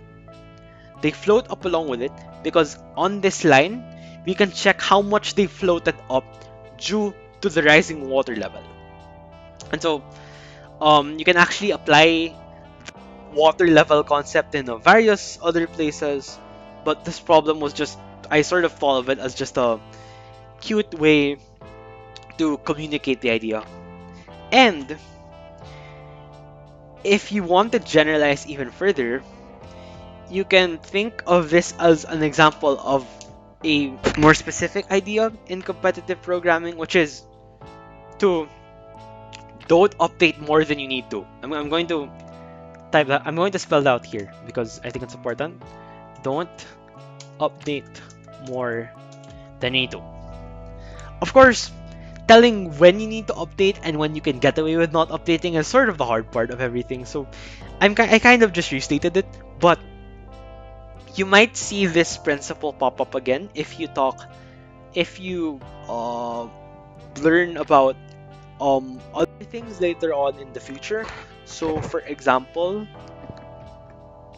what's an example of not updating data structures in general? I think uh for example, you have things like, okay, if the words I will say make no sense, ignore it and just go back to it 2 years later when you're already good at competitive programming and you can already like beat 99.9% of people in the world, and you're like, oh, what was this guy doing? What is this guy doing 2 years ago? Why did I bother listening to him? I'm already this pro, etc., etc., etc. There's this thing called a segment tree with lazy propagation, and just by the name, it sounds really scary. And to be fair, when I was already when I was a beginner, it really was scary. But it just basically uses that idea of don't update more than you need to extend certain data structures, in this case segment trees, to make them have wider applications, to make them support more powerful sets of operations, where the key insight lies in the fact that you can get away with only updating a few things, and you can have some later part of the code magically figure out how to deal with the updates when you actually need to deal with the updates. Um, another example, I guess another example is if you'll okay, another example. This one applies to computer science. Okay, I'm just rambling at this point. Okay, so if you're only here because you want to learn how to solve the ABaKoDa problems, feel free to leave the stream. I'm okay with it. What was I? Right. This is now a topic of computer science in general. So your computer has this thing called a cache. Okay. And what the cache does essentially is, because um the computers do other processing on the CPU, right? And the way the CPU works is whenever it needs data, it can fetch them from, let's say, either your memory, so your RAM, or let's say your storage, so This is your HD hard drive or your STD or whatever. And making that trip, let's say the CPU needs to read the data at memory address, I don't know, 4A, 4A, 4A, 4A, 4A, rather, 4A, 4A, 4A, 4A, 4A, a lot of times. What computer systems these days do is, because this sort of two-way trip has latency, and latency makes computers slow, and if there's anything we hate, it's slow computers, and we have to spend years of our lives studying just how to make things not slow, right? So, what computers do nowadays is they put this extra storage in the middle called a cache. And what this cache does is, it once you read this address from the memory, it stores it here. So the cache keeps track, okay, the date at 0x40404444A is this. And now, this time, when the CPU needs access to that same value, it doesn't need to make this entire trip to the memory, but rather it only has to make this short trip to the cache. And usually, the motherboard, I think, or rather just computer in general, is designed such that this is fast. Modern computers these days take this to an even crazier level, with multiple layers of caches and different strategies on when I should cache something, when I should throw something away, etc., etc., etc. This cache thing is actually one of the trickier details of making your code faster without changing the asymptotic runtime. This is called constant optimization, because in the big O notation, you're optimizing only the constant that is hidden and not the asymptotic expression itself. Okay, because how many times you can make sure that your memory access the cache and not some deep form of memory. In the long run, if you have a lot of these so-called cache misses, these are instances when the computer cannot access the cache. In this case, it cannot read. It absolutely must make a slow read from memory. And so how those small misses may have a chance to add up and make your program slow overall. I believe there are very old discussions in the NOI server about this, so just control F cache or something if you want to learn more. But that's the idea of it. Anyway, this wrong ramble was essentially a point that in computer science, it's a very, very, very, very common idea na may ganito kang optimization where you do not read into a place unless you absolutely need to. You do not write into a place unless you absolutely need to. And if you can find a way to take a lot of writes or a lot of reads and optimize them such that there are only a few reads or a few writes, in this case, it's a good idea to do it. And in this case, especially, you need to do it to solve the problem. Okay, my small rant is now over. Does anyone have any questions about the problem set in general, or anything they want to ask me, or any issues they've had with programming in general, or you want to know things? No. Okay, that's great. Or you want to know things about the next round? I actually don't know what next round's problems are. I just asking if like you guys want me to hype it up or something. But anyway, if there is nothing, as usual, I will find a way to make the code I've written here available to you guys at a later date. Again, if you have any questions, just ask them in the Discord server. Or if you're especially shy for some reason, I can accept DMs, I guess. Yeah. Please check out all the stuff we put out both on our Facebook page and on the YouTube channel and on the Discord. And we will See you guys in the next ABaKoDa contest. Goodbye.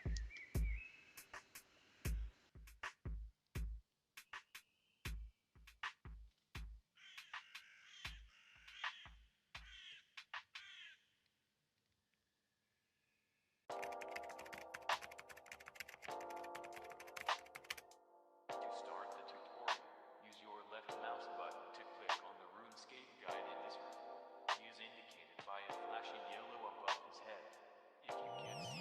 If you can't see